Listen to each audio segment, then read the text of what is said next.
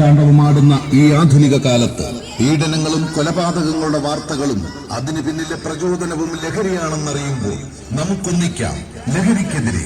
പാറക്കൽ ജംഗ്ഷനിൽ നിന്നും ആരംഭിച്ച ആശ്രയ ചാരിറ്റബിൾ ട്രസ്റ്റിന്റെ നേതൃത്വത്തിൽ നടത്തപ്പെടുന്ന ലഹരിക്കെതിരെയുള്ള യാത്രയാണ് ഈ വഴിത്താരയിലൂടെ കടന്നു വരുന്നത്.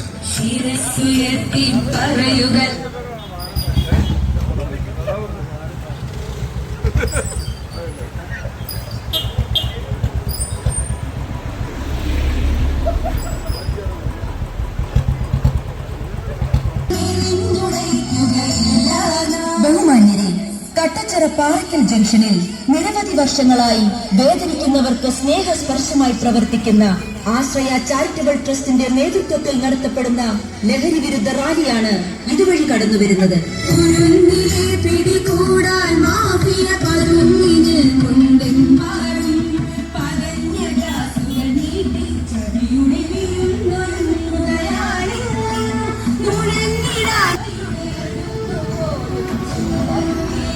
ലഹരിക്കടിമപ്പെടാത്ത ഒരു ജനതയെ വാർത്തെടുക്കുക എന്ന ലക്ഷ്യത്തോടു കൂടിയാണ് ഈ റാലി നടത്തുന്നത്. അനുദിനം വർദ്ധിച്ചു വരുന്ന ലഹരി ഉപയോഗം ഇന്നിന്റെ യുവതലമുറയെ കാർന്നു തിന്നുന്നു. ധാർമ്മിക മൂല്യങ്ങൾ സമൂഹത്തിന് ഉപകരിക്കുന്ന പുതുതലമുറയെ വാർത്തെടുക്കുവാൻ ആശ്രയ ചാരിറ്റബിൾ ട്രസ്റ്റിന്റെ പരിശ്രമമാണ്. നമുക്കൊന്നിക്കാം നാടിന്റെ നന്മയ്ക്കായി.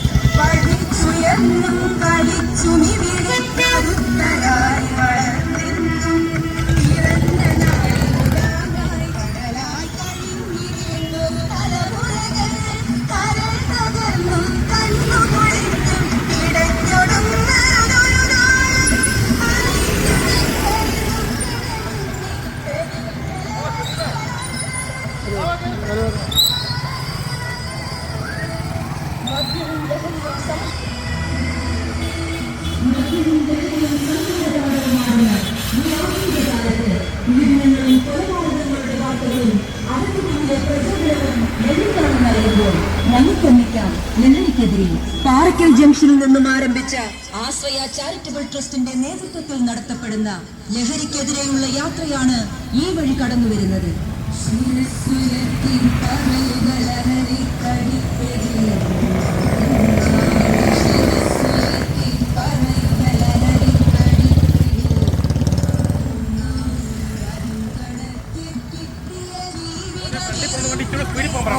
പറയാൻ പറ്റും.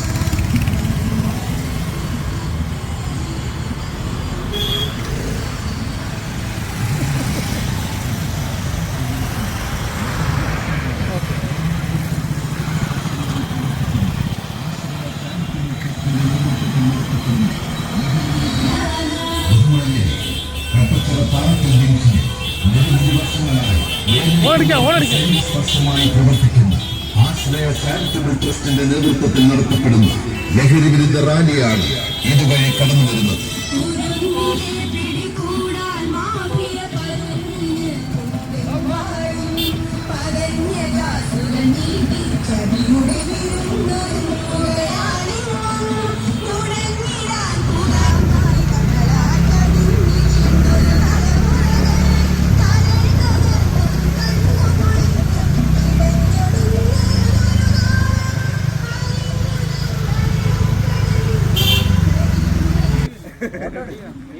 എടുക്കാം ഒരു സെക്കൻഡ്.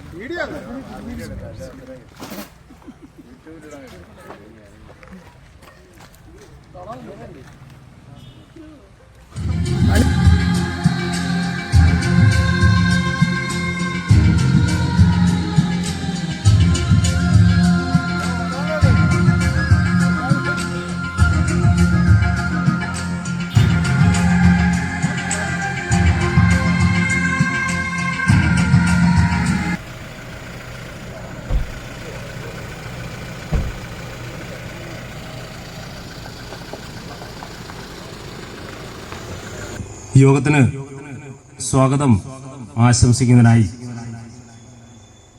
ആശ്രയയുടെ വൈസ് പ്രസിഡന്റും എൻ്റെ പ്രിയ സുഹൃത്തുമായ ശ്രീ KR രാജേഷിനെ ക്ഷണിച്ചു.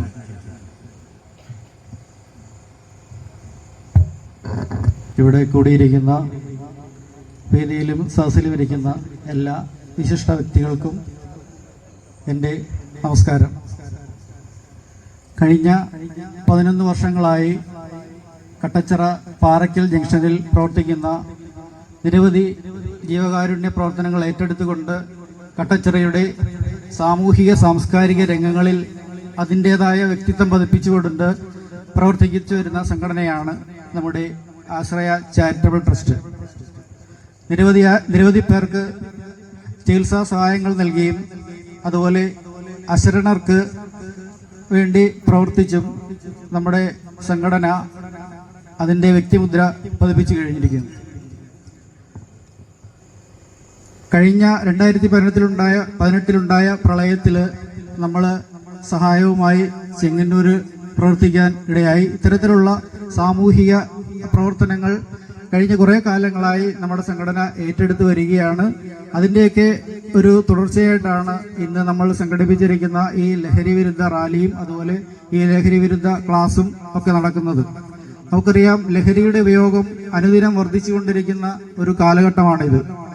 ഒരു കാലത്ത് മുതിർന്നവരാണ് ലഹരി ഉപയോഗിച്ചിരുന്നതെങ്കിൽ ഇപ്പോഴ് കൊച്ചുകുട്ടികൾ, അതായത് 10-13 വയസ്സ് മുതലുള്ള കുട്ടികൾ ഈ ലഹരിക്ക് അടിമപ്പെട്ടിരിക്കുകയാണ്. ഐക്യരാഷ്ട്രസഭയുടെ കണക്ക് പ്രകാരം ഓരോ 10 നിമിഷവും ഒരാൾ ലഹരിക്ക് അടിമപ്പെട്ട് മരിക്കുന്നതായിട്ടാണ് കണക്കുകൾ സൂചിപ്പിക്കുന്നത്. അപ്പോൾ ഇത്തരത്തിലെ ലഹരിയുടെ ഉപയോഗം തടയുന്നതിനായി ജീവിതമാണ് ലഹരി, എൻ്റെ നാട് ലഹരിമുക്ത നാട് എന്ന സന്ദേശം ഉൾക്കൊണ്ട് ലഹരിക്കെതിരെ വ്യാപകമായ ഒരു പ്രചരണം നടത്തുവാനാണ് ആശ്രയ ചാരിറ്റബിൾ ട്രസ്റ്റ് തീരുമാനിച്ചിരിക്കുന്നത്. അതിന് ആദ്യഘട്ടമാണ് ഇന്ന് തുടങ്ങിയിരിക്കുന്നത്. നമ്മൾ വൈകിട്ട് ബൈക്ക് റാലി സംഘടിപ്പിച്ചിരുന്നു. നിരവധിയായ ഒത്തിരി ചെറുപ്പക്കാർ ഇതിൽ പങ്കെടുത്തു. നല്ല വിജയമായിരുന്നു. തുടർന്ന് ഇന്ന് ഇതിന് ബോധവൽക്കരണ ക്ലാസ് സംഘടിപ്പിക്കുന്നുണ്ട്. അതുപോലെ തന്നെ അൻസാരി അവറുകൾ 30 വർഷത്തെ സേവനത്തിന് ശേഷം സർവീസിൽ നിന്നും ഇന്നലെ വിരമിച്ചു. ആശ്രയയുടെ ചെയർമാനും നമ്മുടെയൊക്കെ മാർഗദർശിയായ അദ്ദേഹത്തിന് ഒരു സ്നേഹാദരവ് സംഘടിപ്പിക്കുക എന്നതുകൂടി ഈ സമ്മേളനത്തിന്റെ ഒരു ലക്ഷ്യമാണ്. ഇതിനെക്കുറിച്ചെല്ലാം കൂടുതൽ തുടർ പ്രാസംഗികർ സംസാരിക്കുന്നതായിരിക്കും. ഞാൻ അതിലേക്ക് കടക്കുന്നില്ല. സ്വാഗതം ആശംസിക്കുക എന്നുള്ളതാണ് എന്നിൽ നിക്ഷിപ്തമായിരിക്കുന്ന ഘടകം. ഈ നമ്മുടെ സമ്മേളനത്തിന് അധ്യക്ഷത വഹിക്കുന്നത് ആശ്രയയുടെ പ്രസിഡന്റായ സജീദ് കോട്ടക്കുഴിയിലാണ്. അദ്ദേഹത്തെ പരിചയപ്പെടുത്തേണ്ട ആവശ്യമില്ല. നമ്മുടെ പ്രവർത്തനങ്ങളിൽ എപ്പോഴും സജീവമായി രംഗത്തുള്ള അദ്ദേഹത്തെ ഏറെ സ്നേഹത്തോടെ ഈ യോഗത്തിലേക്ക് ഹാർദമായി സ്വാഗതം ചെയ്യുന്നു. നമ്മുടെ ഈ സമ്മേളനം ഉദ്ഘാടനം ചെയ്യുന്നത് ആദരണീയനായ വിവരാവകാശ കമ്മീഷണർ ഡോക്ടർ എ ഹക്കീം സാറാണ്. നമുക്കറിയാം, വിവരാവകാശ നിയമം 2005-ലാണ് പാർലമെന്റ് പാസാക്കിയത്. ജനാധിപത്യത്തിന്റെ സൂര്യതേജസ് എന്നറിയപ്പെടുന്ന ഈ നിയമം ഇന്ത്യൻ പാർലമെന്റ് ഇതുവരെ പാസാക്കിയ നിയമങ്ങളിൽ വെച്ച് ഏറ്റവും ജനപ്രിയമായ നിയമങ്ങളിൽ ഒന്നാണ്. ഇപ്പോഴും 20 വർഷം പിന്നിടുമ്പോഴും ഈ നിയമത്തിന് അനുദിനം പ്രസക്തി ഏറിക്കൊണ്ടിരിക്കുകയാണ്. ഈ ഒരു വിവരാവകാശ കമ്മീഷന്റെ മുഖ്യ തലപ്പത്തിരിക്കുന്നത് നമ്മുടെ കായംകുളം സ്വദേശിയായ ഹക്കീം സാറാണ് എന്നതിൽ നമുക്ക് അഭിമാനിക്കാം. ഹക്കീം സാറിനെ കുറിച്ച് പറയുകയാണെങ്കിൽ വളരെ പ്രശസ്തനായ അധ്യാപകനാണ് അദ്ദേഹം. വളരെ നിരവധിയായ പുസ്തകങ്ങൾ അദ്ദേഹം എഴുതിയിട്ടുണ്ട്. അതുപോലെ വാഗ്മിയാണ് അദ്ദേഹം, മികച്ച വാഗ്മിയാണ് അദ്ദേഹം. കൂടാതെ അറബി, ഇംഗ്ലീഷ് തുടങ്ങിയ സാഹിത്യത്തിൽ ബിരുദാനന്തര ബിരുദം നേടിയിട്ടുണ്ട്. INPREയുടെ മുൻ അഡീഷണൽ ഡയറക്ടർ ആയിരുന്നു അദ്ദേഹം. കൂടാതെ സംസ്ഥാന സർക്കാരിന്റെ 3 വർഷത്തെ തുടർച്ചയായ ഗുഡ് സർവീസ് എൻട്രി കൂടി നേടിയ വ്യക്തിയാണ് അദ്ദേഹം. നമ്മുടെ ഈ ക്ഷണം സ്വീകരിച്ച് ഈ സമ്മേളനത്തിന്റെ ഔദ്യോഗികമായ ഉദ്ഘാടനം ചെയ്യാൻ കൃത്യസമയത്തിന് നേരത്തെ തന്നെ ഇവിടെ എത്തിച്ചേർന്ന് അദ്ദേഹത്തെ ഏറെ ആദരവോടെ, ഏറെ ബഹുമാനത്തോടെ നമ്മുടെ ഈ സമ്മേളനത്തിലേക്ക് സ്വാഗതം ചെയ്യുന്നു.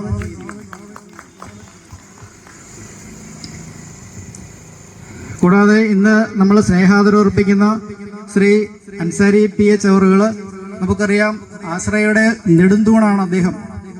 ആശ്രയയുടെ ഉപദേശകനും അതുപോലെ നമ്മുടെ ഒരു മാർഗദർശിയും കൂടിയാണ് അദ്ദേഹം. 30 വർഷത്തെ സർവീസിന് ശേഷം ഇന്നലെ അദ്ദേഹം സർവീസിൽ നിന്ന് വിരമിച്ചു. അതിലെ 4.5 വർഷത്തോളം അദ്ദേഹം ടെക്നിക്കൽ സ്കൂളിൽ അധ്യാപകനായിരുന്നു. തുടർന്ന് 26 വർഷം ഗതാഗത വകുപ്പിൽ സേവനമനുഷ്ഠിച്ച് പത്തനംതിട്ട RTO-ആയിട്ടാണ് അദ്ദേഹം വിരമിച്ചത്. നമുക്കറിയാം, വളരെ സൗമ്യനും വിശിഷ്ട വ്യക്തിത്വത്തിന് ഉടമ കൂടിയായ അദ്ദേഹത്തിന് ഇത്തരത്തിലൊരു സ്നേഹാദരവ് നമ്മൾ സംഘടിപ്പിച്ചിരിക്കുന്നത് അദ്ദേഹത്തിന് അർഹതപ്പെട്ടത് തന്നെയാണ്. അതുകൊണ്ട് തന്നെയാണ് ഈ നമ്മുടെ ഈ ലഹരി ബോധവൽക്കരണ ക്ലാസിന്റെ കൂടെ ഇത്തരത്തിലുള്ള ഒരു സ്നേഹാദരവ് അദ്ദേഹത്തിന് സംഘടിപ്പിച്ചിട്ടുള്ളത്. അദ്ദേഹം സർവീസിൽ നിന്ന് മാത്രമേ റിട്ടയർ ആയിട്ടുള്ളൂ. തുടർന്നും ആശ്രയയുടെ എല്ലാ പ്രവർത്തനത്തിനും ഞങ്ങൾക്ക് മാർഗദർശിയായും അതുപോലെ തന്നെ ഞങ്ങൾക്ക് വേണ്ട രീതിയിൽ മികച്ച പ്രവർത്തനത്തിന് ഒരു മുൻകാട്ടിയായിട്ടും അദ്ദേഹം തുടർന്നും പ്രവർത്തിക്കണമെന്ന് അഭ്യർത്ഥിക്കുകയാണ്. കൂടാതെ അദ്ദേഹത്തിന് എല്ലാവിധ ആശംസകളും നേരുന്നു. നമ്മുടെ ക്ഷണം സ്വീകരിച്ച് നമ്മുടെ ഇവിടെ എത്തിച്ചേർന്ന നമ്മുടെ ഈ സ്നേഹാദരം ഏറ്റുവാങ്ങാനായി എത്തിച്ചേർന്ന ശ്രീ അൻസാരി PH അവറുകളെ ഏറെ ബഹുമാനത്തോടെ സ്നേഹത്തോടെ നമ്മുടെ ഈ യോഗത്തിലേക്ക് ഹാർദമായി സ്വാഗതം ചെയ്യുന്നു.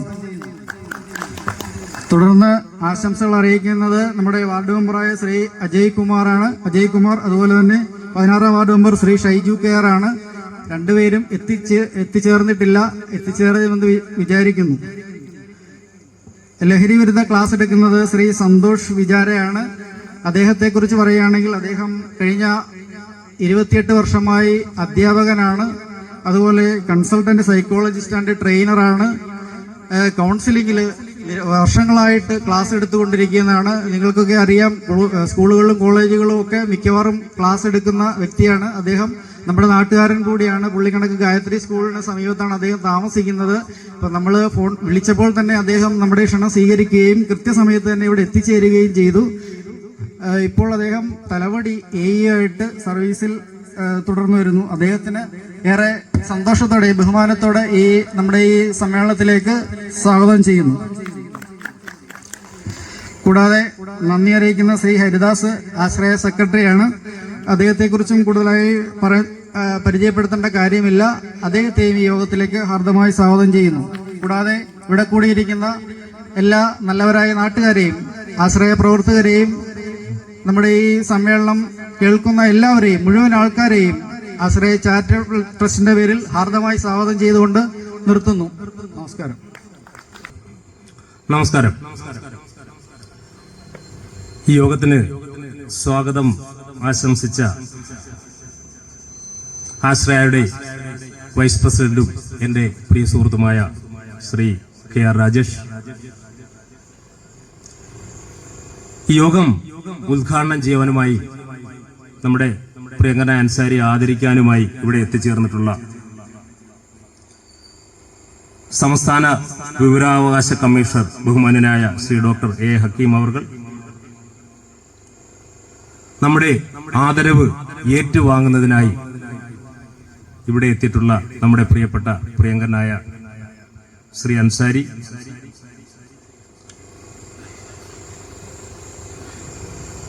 ലഹരി വിരുദ്ധ ക്ലാസ് എടുക്കുന്നതിനായി ഇവിടെ എത്തിച്ചേർന്നിട്ടുള്ള ബഹുമാന്യനായ ശ്രീ സന്തോഷ് വിചാര അവർകൾ,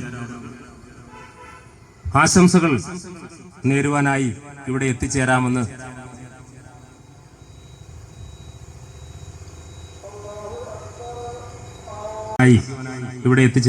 അറിയിച്ചിട്ടുള്ള 15ാം വാർഡ് മെമ്പർ ശ്രീ അജോയ് കുമാർ. അദ്ദേഹം നേരത്തെ ഇവിടെ എത്തിയായിരുന്നു, പരിപാടികൾ തുടങ്ങാത്തതുകൊണ്ട് പിന്നെ വരാമെന്ന് പറഞ്ഞ് മടങ്ങിപ്പോയി. Shri 16ാം ward member Shri Shaiju R. അദ്ദേഹം ദീർഘമായ ഒരു യാത്രയിലാണ്, അതുകൊണ്ട് അദ്ദേഹത്തിന് എത്തിച്ചേരാൻ കഴിയില്ലെന്ന് അറിയിച്ചിട്ടുണ്ട്. അതേപോലെ ആശ്രയയുടെ സെക്രട്ടറിയായ ശ്രീ ഹരിദാസം, മറ്റ് ആശ്രയ അംഗങ്ങളെ, ഇവിടെ എത്തിച്ചേർന്നിട്ടുള്ള പ്രിയപ്പെട്ടവരെ, എന്നെ ശ്രവിക്കുന്നവരെ, നിങ്ങളുടെ മുന്നിൽ ഇങ്ങനെ വന്ന് നിൽക്കുമ്പോൾ എൻ്റെ മനസ്സിൽ തോന്നുന്നത് ജീവിതം എത്ര ചെറുതാണ് എന്നുള്ളതാണ്. നമ്മള് പല സ്ഥലങ്ങളിലും പല പ്രസംഗങ്ങളിലും പല പുസ്തകങ്ങളിലുമൊക്കെ ജീവിതത്തിന്റെ ദിവസങ്ങളുടെയൊക്കെ ചില കണക്കുകൾ, എത്ര 30,000 എന്നോ 35,000 എന്തൊക്കെ ഒരു കണക്കുകളൊക്കെ ഇങ്ങനെ ഉള്ളതൊക്കെ നമ്മൾ പലപ്പോഴും കേട്ട് പരിചയമുണ്ട്. എങ്കിലും ബെന്യാമിൻ പറഞ്ഞതുപോലെ നമ്മുടെയൊക്കെ സ്വന്തം ജീവിതത്തിൽ അത് വരുമ്പോഴാണ് ജീവിതം ഇത്ര ചെറുതാണ്, ഇത്ര ദൂരം കുറഞ്ഞതാണ് എന്ന് നമ്മൾക്ക് ബോധ്യമാകും. യഥാർത്ഥത്തില് ഇന്ന് അൻസാരി സർവീസിൽ നിന്ന് വിരമിച്ചതിനുമായി ബന്ധപ്പെട്ട ഒരു ആദരിക്കലാണ് എന്നെനിക്ക് ഇപ്പോഴും വിശ്വസിക്കുവാൻ കഴിയുന്നില്ല. നമ്മുടെ മനസ്സ് ഇങ്ങനൊരു ചടങ്ങിന് വേണ്ടി വന്നു നിൽക്കുമ്പോൾ 10-35 വർഷം പിറകിലേക്ക് നമ്മൾ സിനിമയിലൊക്കെ ഫ്ലാഷ് ബാക്ക് കാണുന്ന പോലെ ഓടി പോവുകയാണ്. അൻസാരി എന്റെ എല്ലാവർക്കും അറിയാവുന്ന ബന്ധുവാണ്, പ്രിയ സുഹൃത്താണ്. അൻസാരിയുമായി ചേർന്ന് ഒരുപാട് കാര്യങ്ങളൊക്കെ ചെയ്യാറുണ്ട്. അതിലുപരി ഞങ്ങളൊക്കെ തമ്മിൽ പരസ്പരം ചേരുന്ന ഒരു വേവ് ലെങ്ത് ഉണ്ട്. അതാണെന്നും ഒരുമിച്ച് ചേർത്ത് നിർത്തുന്നത്. അൻസാരിയെ കുറിച്ച് പറയുമ്പോൾ എനിക്ക് ആദ്യമായി ഓർമ്മ വരുന്നത് ആലുമൂട് സ്കൂളിൽ നിന്ന് 4ാം ക്ലാസ്സിലെ പഠനം കഴിഞ്ഞ് ഞാൻ JTSലേക്ക്, ഇപ്പോഴത്തെ ടെക്നിക്കൽ ഹൈസ്കൂൾ 5ാം ക്ലാസ്സിലും അൻസാരിയും അടുത്ത കുറെ ആൾക്കാരും ചേർന്ന് 7ൽ നിന്ന് 8ലേക്കും ജൂനിയർ ടെക്നിക്കൽ ഹൈസ്കൂൾ എന്ന് അന്ന് പറയുന്ന ഇന്നത്തെ ടെക്നിക്കൽ ഹൈസ്കൂളിൽ ചേരാൻ പോയ ഒരു കാലഘട്ടം മുതലാണ്. എനിക്ക് തോന്നുന്നു കട്ടച്ചിറയിൽ നിന്ന് ആദ്യത്തെ ഒരു ബാച്ചായി നമ്മുടെ കുറെ ആൾക്കാരുണ്ട് അതിനകത്തില്, ഞാൻ പേരുകൾ മറന്നുപോകും. കട്ടച്ചിറയിൽ നിന്ന് ആദ്യത്തെ ഒരു ബാച്ചായി ടെക്നിക്കൽ ഹൈസ്കൂളിൽ ചേരാൻ പോകുന്ന ഈ ഒരു ബാച്ചാണ്. അതിനെ തുടർന്ന് നമ്മുടെ അനുജന്മാരും ബന്ധുക്കളുടെയൊക്കെ ഒരു വലിയ നിര തന്നെ കൃഷ്ണപുരം ടെക്നിക്കൽ ഹൈസ്കൂളിൽ വിദ്യാർത്ഥികളായി എത്തുകയുണ്ടായി. അവരെല്ലാം നല്ല നിലയിൽ എത്തുകയും ചെയ്തു. ഇന്നും നമ്മുടെ പലരുടെയും മക്കൾ ടെക്നിക്കൽ ഹൈസ്കൂളിൽ വിദ്യാർത്ഥികളായി ഉണ്ട്. അന്ന് ഇവിടുന്ന് യാത്ര എന്ന് പറയുന്നത് ഇന്നത്തെ കൂട്ട് പുതിയ സൈക്കിളൊന്നുമില്ല. നമ്മുടെ പിതാക്കന്മാരൊക്കെ ഉപയോഗിച്ച പഴയ സൈക്കിളൊക്കെ തുരുമ്പ് പിടിച്ച സൈക്കിള്, സൈഡിലൊരു പെട്ടിയൊക്കെ കാണാം. അതിനകത്ത് ഞങ്ങളൊക്കെ ഇവിടുന്ന് സൈക്കിൾ അൻസാരിയുടെ കൂടെ എനിക്കൊന്ന് നേപ്പ അങ്ങനെ കുറെ പേരുണ്ട് ഇവിടുന്ന്, ഞാൻ പേരുകൾ വിട്ടുപോകും. അങ്ങനെ ആ 10 കഴിയുന്നു. അൻസാരിയൊക്കെ ഓട്ടോമൊബൈൽ എഞ്ചിനീയറിംഗ് ഡിപ്ലോമയ്ക്ക് വേണ്ടി എനിക്ക് തോന്നുന്നു കളമശ്ശേരി പോളിടെക്നിക്കാണ്, അങ്ങോട്ടേക്ക് യാത്രയാവുന്നു. അതിനൊരു 3 വർഷത്തിന് ശേഷം ഞാനൊക്കെ സിവിൽ എഞ്ചിനീയറിംഗ് ഡിപ്ലോമയ്ക്ക് വേണ്ടി ആലപ്പുഴ കാർമലിലേക്ക് പോകുന്നു. അതാണ് അന്ന് നമ്മുടെ ഈ പാറക്ക ജംഗ്ഷൻ എന്റെ മനസ്സിൽ വരുന്നത് എന്ന് പറയുന്നത്, ഈ നമ്മുടെ ഇപ്പോൾ ആശ്രയയുടെ വെയിറ്റിംഗ് ഷെഡ് ഇരിക്കുന്ന ഭാഗം നിങ്ങളുടെ ഈ ഇരിക്കുന്ന കൂട്ടത്തിൽ ഒരുപാട് പേർക്കറിയാം. അത് നമ്മുടെ അസീസ് കാക്ക എന്ന് പറയുന്ന മാട അസീസ് കാക്കയുടെ മുറുക്കാൻ കട, അതിനപ്പുറത്ത് നമ്മുടെ റേഡിയോ സ്റ്റേഷൻ, അതിന്റെ പുറകിലായി നമ്മുടെ ശങ്കരപ്പണിക്കന്റെ ചായക്കട, അതിന് തെക്കേ വശത്തായി നമ്മൾ മാതാറം കാക്ക, നസീർ കാക്ക എന്ന് വിളിക്കുന്ന അവരുടെ ഒരു കട. ഇതാണ് എന്റെ മനസ്സിൽ ആ പാറക്ക മുക്കിനെ കുറിച്ച് ഇങ്ങനെ ഓർമ്മ വരുന്നത്. ഈ റേഡിയോ സ്റ്റേഷൻ എന്നൊക്കെ പറയുമ്പോൾ ഇന്ന് റേഡിയോയ്ക്ക് പ്രാധാന്യങ്ങളൊന്നുമില്ല. പക്ഷെ അന്നത്തെ കാലത്ത് എനിക്ക് തോന്നുന്നു റേഡിയോയ്ക്ക് ലൈസൻസ് വരെ വേണ്ട ഒരു കാലഘട്ടമാണ്. ഇന്നത്തെ കൂട്ട് വാർത്ത അറിയാൻ നമ്മുടെ വിരൽത്തുമ്പിൽ മൊബൈലോ വീട്ടിൽ ടിവിയോ വീട്ടിൽ റേഡിയോയോ പോലും ഇല്ലാത്തൊരു കാലഘട്ടമാണ്. അന്ന് നമ്മുടെയൊക്കെ ഞാൻ പറഞ്ഞു ഇതിനകത്തിരിക്കുന്ന പലർക്കും അറിയാം. നമ്മുടെ പിതാക്കന്മാരൊക്കെ ഈ പാറക്ക ജംഗ്ഷനിൽ ന്യൂസ് കേൾക്കുവാനായി വാർത്തയുടെ കൃത്യ സമയങ്ങളിൽ പാറക്ക ജംഗ്ഷനിലെ റേഡിയോ, അന്ന് കൃത്യം ആകാശവാണിയുടെ വാർത്തയുടെ സമയം എല്ലാവർക്കും അറിയാം. ആ സമയത്ത് ഇവിടെ ഒത്തുകൂടുകയും ഇലക്ഷൻ സമയത്തൊക്കെ അതിന്റെ റിസൾട്ടൊക്കെ വരുമ്പോൾ വലിയ ആരവങ്ങളും കയ്യടികളും ഒക്കെ നടക്കുന്ന അതാണ് എന്റെ മനസ്സിൽ ആ കാലഘട്ടത്തെ കുറിച്ച്, പാറക്കൽ ജംഗ്ഷനെ കുറിച്ച് ഓർമ്മ വരും. വിഷയത്തിലേക്ക് വരാം. അങ്ങനെ അൻസാരി ഡിപ്ലോമ പാസ്സാവുന്നു. എനിക്ക് തോന്നുന്നു അതിനുശേഷം അദ്ദേഹം JTSൽ തന്നെ ഗസ്റ്റ് ലെക്ചറായി 2-3 വർഷം വർക്ക് ചെയ്യുന്നു. അതിനുശേഷം എനിക്ക് തോന്നുന്നു ഒരു ഇൻഷുറൻസ് കമ്പനിയുടെ സർവേറായി കുറച്ച് നാൾ അതിന്റെ കൂടെ വർക്ക് ചെയ്യുന്ന എനിക്ക് തോന്നുന്നു. ആ സമയത്ത് തന്നെ ഞാൻ പഠനം കഴിഞ്ഞ് ഞാൻ 1 വർഷത്തിനൊക്കെ ശേഷം ഞാൻ ഒരു 4-5 വർഷത്തേക്ക് ഗൾഫിലേക്ക് യാത്രയാകും. ഈ സമയത്താണ് അൻസാരി മോട്ടോർ വെഹിക്കിൾ ഡിപ്പാർട്ട്മെന്റിൽ ജോലിക്ക് പ്രവേശിച്ചു. ഇതാണ് എന്റെ മനസ്സിലെ ആ ഒരു കാലഘട്ടത്തിനെ കുറിച്ചുള്ള ഓർമ്മ കടന്നു വരുന്നത്. അതിനുശേഷം പിന്നെ വിവാഹമായി. ആദ്യത്തെ നമ്മുടെ കൂട്ടത്തിലുള്ള ആൾക്കാർക്ക് വിവാഹം കഴിക്കുമ്പോൾ നമ്മൾ അത്ഭുതത്തോടുകൂടി മറ്റേ ആൾ വിവാഹം കഴിച്ചു എന്നൊക്കെ നമ്മൾ അത്ഭുതത്തോടെ ഇങ്ങനെ നിന്നു. അത് പതുക്കെ എല്ലാവരും വിവാഹം കഴിച്ചു. അത് കഴിഞ്ഞ് മക്കളായി. ഇന്ന് നമ്മുടെയൊക്കെ മക്കളുടെ വിവാഹപ്രായം എത്തി നിൽക്കുന്ന ഘട്ടത്തിൽ വരെ എത്തി. അൻസാരി ഏതാണ്ട് 30-ൽ കൂടുതൽ വർഷത്തെ സേവനം കഴിഞ്ഞു. ഏതാണ്ട് 56 വർഷം ഈ ഭൂമിയിൽ അദ്ദേഹം ജീവിച്ചു. ഈ 56 വർഷം എന്ന് പറയുന്നത് നമ്മൾക്ക് ഇവിടെ നിൽക്കുമ്പോൾ, നിങ്ങളുടെ മുന്നിൽ ഇങ്ങനെ നിൽക്കുമ്പോൾ എനിക്ക് 56 ദിവസം കഴിഞ്ഞു പോയതുപോലെ മാത്രമാണ് തോന്നുന്നത്. നമ്മുടെയൊക്കെ മനസ്സ്, നമ്മുടെയൊക്കെ അന്നുണ്ടായിരുന്ന നമ്മുടെയൊക്കെ പിതാക്കന്മാരിൽ പലരും ഈ ഭൂമിയോട് വിട പറഞ്ഞു പോയി. പക്ഷെ ഇന്നും കാലത്തിന്റെ ഓർമ്മകൾ കാത്തു സൂക്ഷിക്കുവാനായി അപൂർവം നമ്മൾക്ക് വിലയിലുണ്ടാവുന്ന ചില ആൾക്കാരൊക്കെ ഇപ്പോഴും ഇവിടെയുണ്ട്. അവരൊക്കെ എന്റെ ഈ വാക്കുകൾ കേൾക്കുന്നുണ്ടായിരിക്കാം. അവരെയൊക്കെ വളരെ സ്നേഹാദരത്തോടുകൂടി ഞാൻ ഇവിടത്തേക്ക് സ്വാഗതം ചെയ്യുക. അങ്ങനെ ഞാൻ പറഞ്ഞല്ലോ, എനിക്കിപ്പോഴും എന്റെ മനസ്സിനെ വിശ്വസിപ്പിക്കുവാൻ പറ്റുന്നില്ല അൻസാരിയുടെ റിട്ടയർമെന്റ് ആണ്.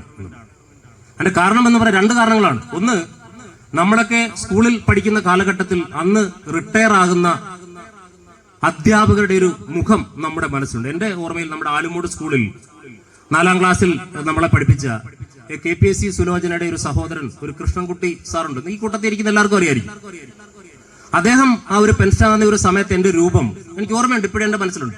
നമ്മുടെ വയറു വരെ നീണ്ട വെളുത്ത താടി, കുടവയറും ഒക്കെ ആയിട്ട് ആ ഒരു ബോഡി ലാംഗ്വേജ് തന്നെ ഞാനൊരു വൃദ്ധനാണ് എന്നറിയിക്കുന്ന തരത്തിലുള്ള ഒരു, അവരൊക്കെ റിട്ടയർമെന്റിന് പാകമായി. പക്ഷെ ഇന്നത്തെ നമ്മുടെ ആരോഗ്യ അവസ്ഥയിൽ നമ്മൾക്ക് 56 വയസ്സ് എന്ന് പറയുന്നത് നമ്മൾക്കൊരിക്കലും ഒരു വിശ്രമ ജീവിതത്തിനുള്ള പ്രായമല്ല. മാത്രമല്ല, ഈ അൻസാരിയെ നോക്കിയിട്ട് നമുക്ക് റിട്ടയർ ആകാൻ പറ്റിയ പ്രായം നമുക്ക് പറയാൻ പറ്റുമോ? ഈ പരിപാടിയായിട്ട് ബന്ധപ്പെട്ട് 2 ദിവസം അടുപ്പിച്ച് മറ്റേ കറപ്പിക്കുന്ന സാധനം അടിച്ചോണ്ട് ഭയങ്കര ഗ്ലാമറാണ് ഇപ്പൊ അതിലല്ലേ. ഇപ്പൊ അൻസാരി പറഞ്ഞത് സജീദ് ഉപയോഗിക്കുന്നത് ഞാൻ ഉപയോഗിക്കാറുണ്ട്, 10-20 വർഷമായിട്ട് ഉപയോഗിക്കുന്നുണ്ട് ഇതില്.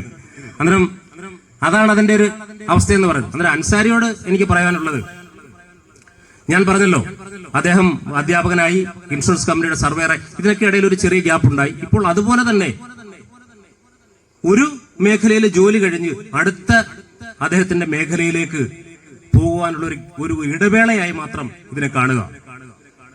അദ്ദേഹത്തിനെ കുറിച്ച് ഞാൻ നിങ്ങളോട് പ്രത്യേകം പറയാനുണ്ടായിട്ടില്ല. സൗമ്യതയുടെ അടയാളമാണ്. അദ്ദേഹത്തിന്റെ മുന്നിൽ സഹായവുമായി വരുന്ന ആൾക്കാരോട് അദ്ദേഹം വളരെ വിനയത്തോടു കൂടിയാണ് ഇടപെടുന്നത്. എനിക്ക് ഈ കണ്ണിന് ചെറുപ്പത്തിൽ ഇച്ചിരി കാഴ്ച കുറവുണ്ട്, ചെവിക്ക് കേൾവി കൂടെ. നിജാബാണെന്ന് ഒരു സജീദിന് പൈസ കൊടുത്ത് പറയുകയാണ് എന്നിവിടുന്നോട്ട് പറയുന്നത് എനിക്ക് തോന്നുന്നുണ്ടോ? അതില് അങ്ങനൊന്നുമല്ല, ഇതെന്റെ നെഞ്ചിൽ കൈവച്ച് പറയുന്നതാണ്. അൻസാരി അറിയാവുന്നവർക്കെല്ലാം ഇതറിയാം. അൻസാരി, ഞാൻ പറഞ്ഞില്ല, ഞാനും അൻസാരിയുമായി പല വിഷയങ്ങളിലും പല പ്രശ്നങ്ങളിലും സമൂഹവുമായി ബന്ധപ്പെട്ട ഒരുപാട് കാര്യങ്ങളിൽ ഇടപെടാറുണ്ട്.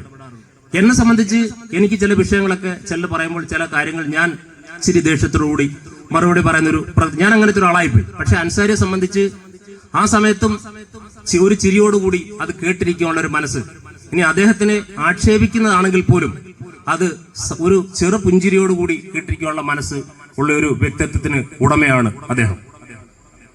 അതുകൊണ്ട് അദ്ദേഹത്തിന് ഇനിയുള്ള മുന്നോട്ടുള്ള യാത്രയിലും വിശ്രമ ജീവിതത്തിനല്ല, മുന്നോട്ടുള്ള അദ്ദേഹത്തിന്റെ അടുത്ത പ്രവർത്തന മേഖലയിലേക്ക് ഞാൻ എല്ലാവിധ ഭാവുകങ്ങളും നേരുവാൻ ഈ അവസരം ഉപയോഗിക്കുകയാണ്.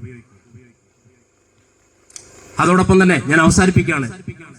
ലഹരി വിരുദ്ധ ബോധവൽക്കരണ ഒരു ക്യാമ്പ് ഇവിടെ നമ്മൾ നടത്തുന്നുണ്ട്. 2 വാക്ക് അതിനെക്കുറിച്ച് ഞാൻ കൂടുതലായി പറയേണ്ട കാര്യമില്ല. അത് പറയാൻ എന്നെക്കാൾ കൂടുതൽ അറിവും പാണ്ഡിത്യവും ഒക്കെ ഉള്ള ആൾക്കാർ പുറകെ സംസാരിക്കുമെങ്കിലും 2 വാക്ക് മാത്രം പറഞ്ഞ് അവസാനിപ്പിക്കാം. ഞാൻ ആദ്യമേ പറഞ്ഞല്ലോ, ചെറിയൊരു ജീവിതമാണ്. ഈ ജീവിതത്തിനെ സന്തോഷകരമാക്കണോ ദുരിതപൂർണമാക്കണോ എന്ന് തീരുമാനിക്കാൻ പറ്റുന്നത് നമ്മൾക്ക് മാത്രമാണ്. നമ്മളുടെ ജീവിതത്തെ, ആ ചെറിയ ജീവിതത്തെ എങ്ങനെ ജീവിച്ച് തീർക്കണം എന്ന് തീരുമാനിക്കുവാൻ കഴിയുന്ന ഒരേ ഒരാൾ അത് നമ്മൾ മാത്രമാണ്. വേറെ ആർക്കും നമ്മളെ അതിൽ നിയന്ത്രിക്കാൻ പറ്റില്ല. ഈ ചെറിയ ജീവിതം സന്തോഷപൂർണമായി ജീവിക്കാതെ, ലഹരി നല്ലതാണ്, ജീവിതത്തോടുള്ള ലഹരി, അതിനു പകരം മയക്കുമരുന്നും ഇന്നത്തെ പുതിയ തരത്തിലുള്ള മയക്കുമരുന്നുകൾ, എനിക്ക് എന്റെ പേര് MDMA എന്തൊക്കെയോ പേരുകളാണ്. അന്നേരം ഈ സാധനമൊക്കെ ഉപയോഗിച്ച് വീട്ടിനും നാടിനും സമൂഹത്തിനും ദുരിതമുണ്ടാക്കാതെ നല്ലൊരു ജീവിതവുമായി മുന്നോട്ട് പോകാൻ നമ്മുടെ ചെറുപ്പക്കാർക്ക് കഴിയണം. അല്ലെങ്കിൽ ഇപ്പോഴത്തെ ഈ ആരോഗ്യവും ഓജസ്സും ഊർജവും ഒക്കെ അങ്ങ് പോവും. ഒരു 19-50 വയസ്സ് കഴിയുമ്പോൾ നമ്മൾക്കൂടെ പല ഉദാഹരണങ്ങളും കാണാം. നോക്കാനും കാണാനും ആരും കാണില്ല.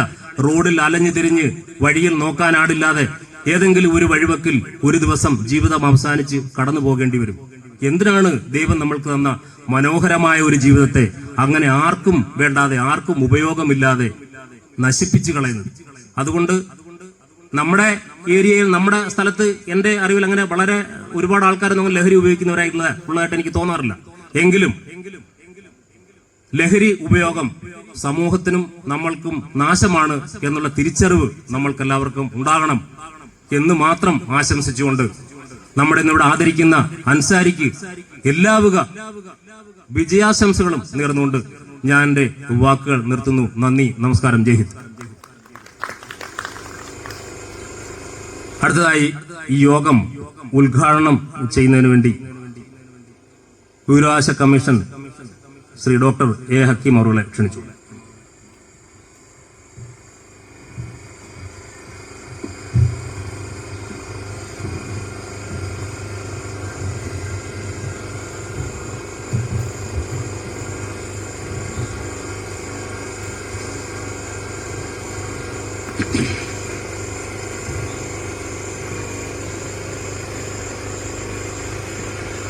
ആദരണീയനായ അധ്യക്ഷൻ കുഴിയിൽ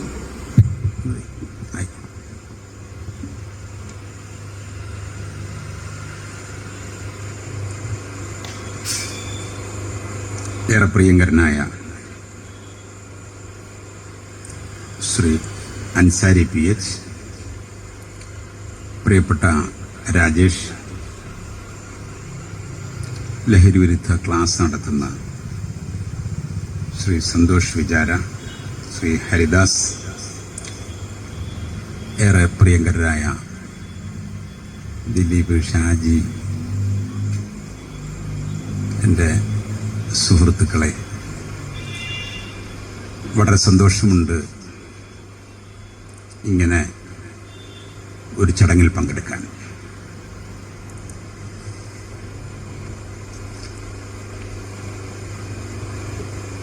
സർക്കാരിൽ സേവനം ചെയ്യുന്നവർ നമ്മുടെ നാട്ടിൽ ഇപ്പോൾ കുറവല്ല. ഒരാൾ സർക്കാരിലേക്ക് സർവീസിൽ കയറിയാൽ കയറുന്നതിനൊരു അനിശ്ചിതത്വമുണ്ട്. പക്ഷെ കയറിയാൽ പിന്നെ ഇറങ്ങുന്നത് സുനിശ്ചിതമാണ്. കയറുന്ന ഡേറ്റിന് മാത്രമേ അനിശ്ചിതത്വമുള്ളൂ. ഇറങ്ങുന്നതിൻ്റെ ഡേറ്റ് കയറുന്ന ദിവസം തന്നെ രേഖപ്പെടുത്തുന്നതാണ്, സുനിശ്ചിതമാണ്. പിന്നെ നമുക്കൊക്കെ അത് എളുപ്പമായി പോയി, അത്ഭുതകരമായി എന്നൊക്കെ അധ്യക്ഷൻ പറഞ്ഞതുപോലെ തോന്നാം. അത് കണിക്കൊന്നയ്ക്ക് പൂക്കാൻ കലണ്ടർ നോക്കേണ്ടതില്ല എന്നതുപോലെയാണ്. അത് സ്വാഭാവികമായി സംഭവിക്കുന്നതാണ്.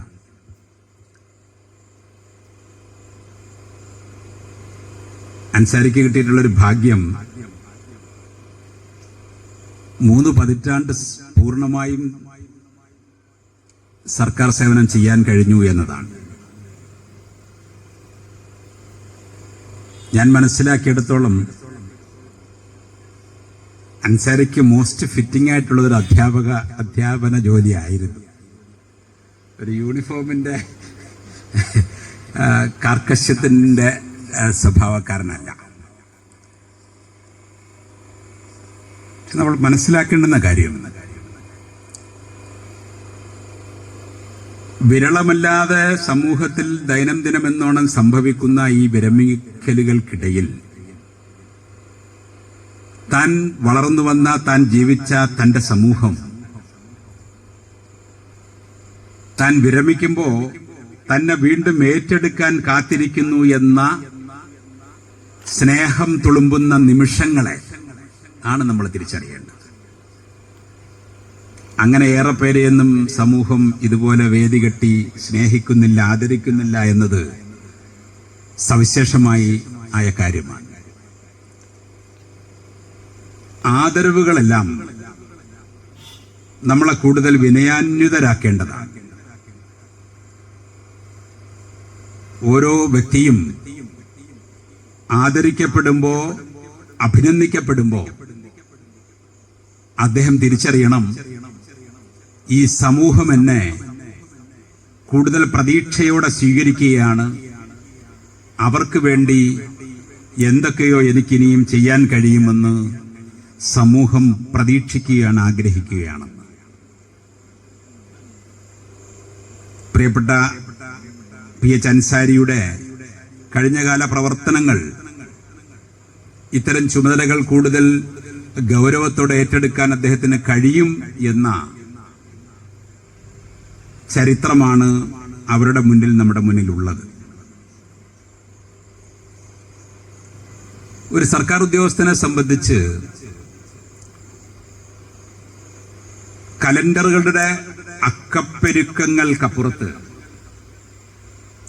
ജീവിതം യാന്ത്രികമായി 3 പതിറ്റാണ്ട് കൊണ്ടോടിയിരുന്ന കാലമാണ്. നാളെ മുതലല്ലേ, ഇന്ന് മുതൽ അൻസാരിയുടെ കലണ്ടറിലെ എല്ലാ അക്ഷരങ്ങൾക്കും നിറം ചുവപ്പാണ്. കഴിഞ്ഞ മാസം വരെ ഓരോ കലണ്ടറും മറിയുമ്പോൾ അതിലെത്ര ചുവന്ന അക്ഷരങ്ങളുണ്ട് എന്ന് നോക്കി സ്വകാര്യ പരിപാടികൾ സംവിധാനിച്ചിരുന്ന, ആസൂത്രണം ചെയ്തിരുന്നയാളാണ് അൻസാരി. ഇന്നിനിപ്പോ കലണ്ടറിലെ എല്ലാ അക്ഷരങ്ങളും ചുവപ്പാണ്. വിരമിച്ച ചിലരൊക്കെ ഫോൺ ചെയ്യുമ്പോൾ നമ്മൾ മറുപടി പറയാറുണ്ട്, അല്ല ഇന്ന് അവധി, ഇന്ന് ഞായറാഴ്ചയാണില്ലേ എന്ന് തിരിച്ച് അവർ പ്രതികരിക്കുന്ന, എന്ന് പറഞ്ഞാൽ അവർക്കെന്നും ഞായറാഴ്ചയാണ്, അല്ലെങ്കിൽ അവരുടെ എല്ലാ ദിവസവും അവധി ദിവസങ്ങളാണ്. എന്നാൽ ഔദ്യോഗിക ജീവിതത്തിന് ശേഷം, അല്ലെങ്കിൽ 56 വയസ്സിന് ശേഷം, 50കൾക്ക് ശേഷം ജീവിതത്തെ സജീവമാക്കിയെടുത്ത ഒരുപാട് പേരെ ചരിത്രത്തിൽ നമുക്ക് കാണാം.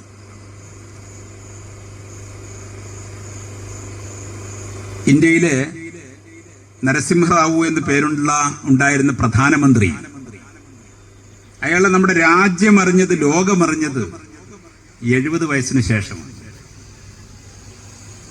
അങ്ങനെ 6 പതിറ്റാണ്ട് 7 പതിറ്റാണ്ടുകൾക്ക് ശേഷം ലോകത്തിന്റെ ശ്രദ്ധ പിടിച്ച ഒരുപാട് പേരുണ്ട്. ചിലരൊക്കെ ചില പ്രദേശങ്ങളിൽ, എന്റെ പ്രദേശത്ത് ഒരു വില്ലേജ് ഓഫീസർ ഉണ്ടായിരുന്നു. അദ്ദേഹത്തെ അന്നും ഇന്നും ഒക്കെ മരിച്ചിട്ടും അറിയപ്പെടുന്ന വില്ലേജ് ഓഫീസർ എന്നാണ്. അറിയുന്നവരോടുണ്ട് വില്ലേജ് ഓഫീസറുടെ കാര്യം പറയാം. അപ്പോ അദ്ദേഹം വിരമിച്ചതിന് ശേഷം അവിടെ പ്രാദേശികമായ പള്ളി കാര്യം മറ്റങ്ങനെ കുറെ കാര്യങ്ങൾ ഏറ്റെടുത്തിട്ടാണ് നേരത്തെ ഇരുന്നതിനേക്കാൾ ശക്തനായ വില്ലേജ് ഓഫീസറായി മാറി. എന്ന് പറഞ്ഞതുപോലെ ഈ ആശ്രയയുടെ പ്രവർത്തനവുമായി ബന്ധപ്പെട്ട് അൻസാരി നേരത്തെ തന്നെ സാമൂഹ്യ സേവന, അല്ലെ, ചാരിറ്റി പ്രവർത്തനങ്ങളിൽ ശ്രദ്ധിച്ചിട്ടുണ്ട് എന്ന് നമ്മൾ മനസ്സിലാക്കുക. അതേസമയം നമ്മുടെ സമൂഹം, നമ്മുടെ നാട്, നമ്മുടെ പ്രദേശം, നമ്മുടെ വാർഡ്, നമ്മുടെ രാജ്യം ചരിത്രത്തിന്റെ ഗൗരവതരമായ ഒരു ദശാസന്ധിയിലൂടെ കടന്നു പോകുന്ന സന്ദർഭത്തിലാണ് നമ്മുടെ അൻസാരി റിട്ടയറിംഗ് ടു ലൈഫ് എന്ന രീതിയിലേക്ക് കടന്നു വരുന്നത്. ഇതുവരെ servicing to public or government ആയിരുന്നു. റിട്ടയറിംഗ് ടു ലൈഫാണ്. ലൈഫിലേക്ക് മടങ്ങി വരുന്ന, ജീവിതത്തിലേക്ക് മടങ്ങി വരുന്ന അൻസാരി വരുന്ന സന്ദർഭം രാജ്യം വളരെ പ്രതീക്ഷയോടെ കാര്യശേഷിയുള്ളവരെ കാത്തിരിക്കുന്ന സമയമാണ്. ഇവിടെ ഇപ്പൊ ഇനി നടക്കാൻ പോകുന്ന അത്തരമൊരു ചർച്ചയാണ്. നമ്മുടെ നാട്ടിൽ എക്കാലത്തും മാറ്റങ്ങൾ ഉണ്ടാക്കിയിട്ടുള്ളത്, ചലനങ്ങൾ ഉണ്ടാക്കിയിട്ടുള്ളത്, ചരിത്രത്തെ മാറ്റിത്തിരുത്തി കുറിച്ചിട്ടുള്ളത് സക്രിയരായ യുവാക്കളാണ്. അവകാശ സമരങ്ങളുടെ തീച്ചൂളയിൽ ജ്വലിച്ചു നിന്ന യുവത്വങ്ങളാണ്, യുവാക്കളാണ് ഏത് രാജ്യത്തും മാറ്റങ്ങൾ ഉണ്ടാക്കിയിട്ടുള്ളത്. പക്ഷേ സമീപകാല ഇന്ത്യൻ ചരിത്രവും സംഭവങ്ങളും നമ്മെ അത്തരം കാര്യങ്ങളിൽ നല്ല പ്രതീക്ഷയല്ല തരുന്നത്. നമുക്ക്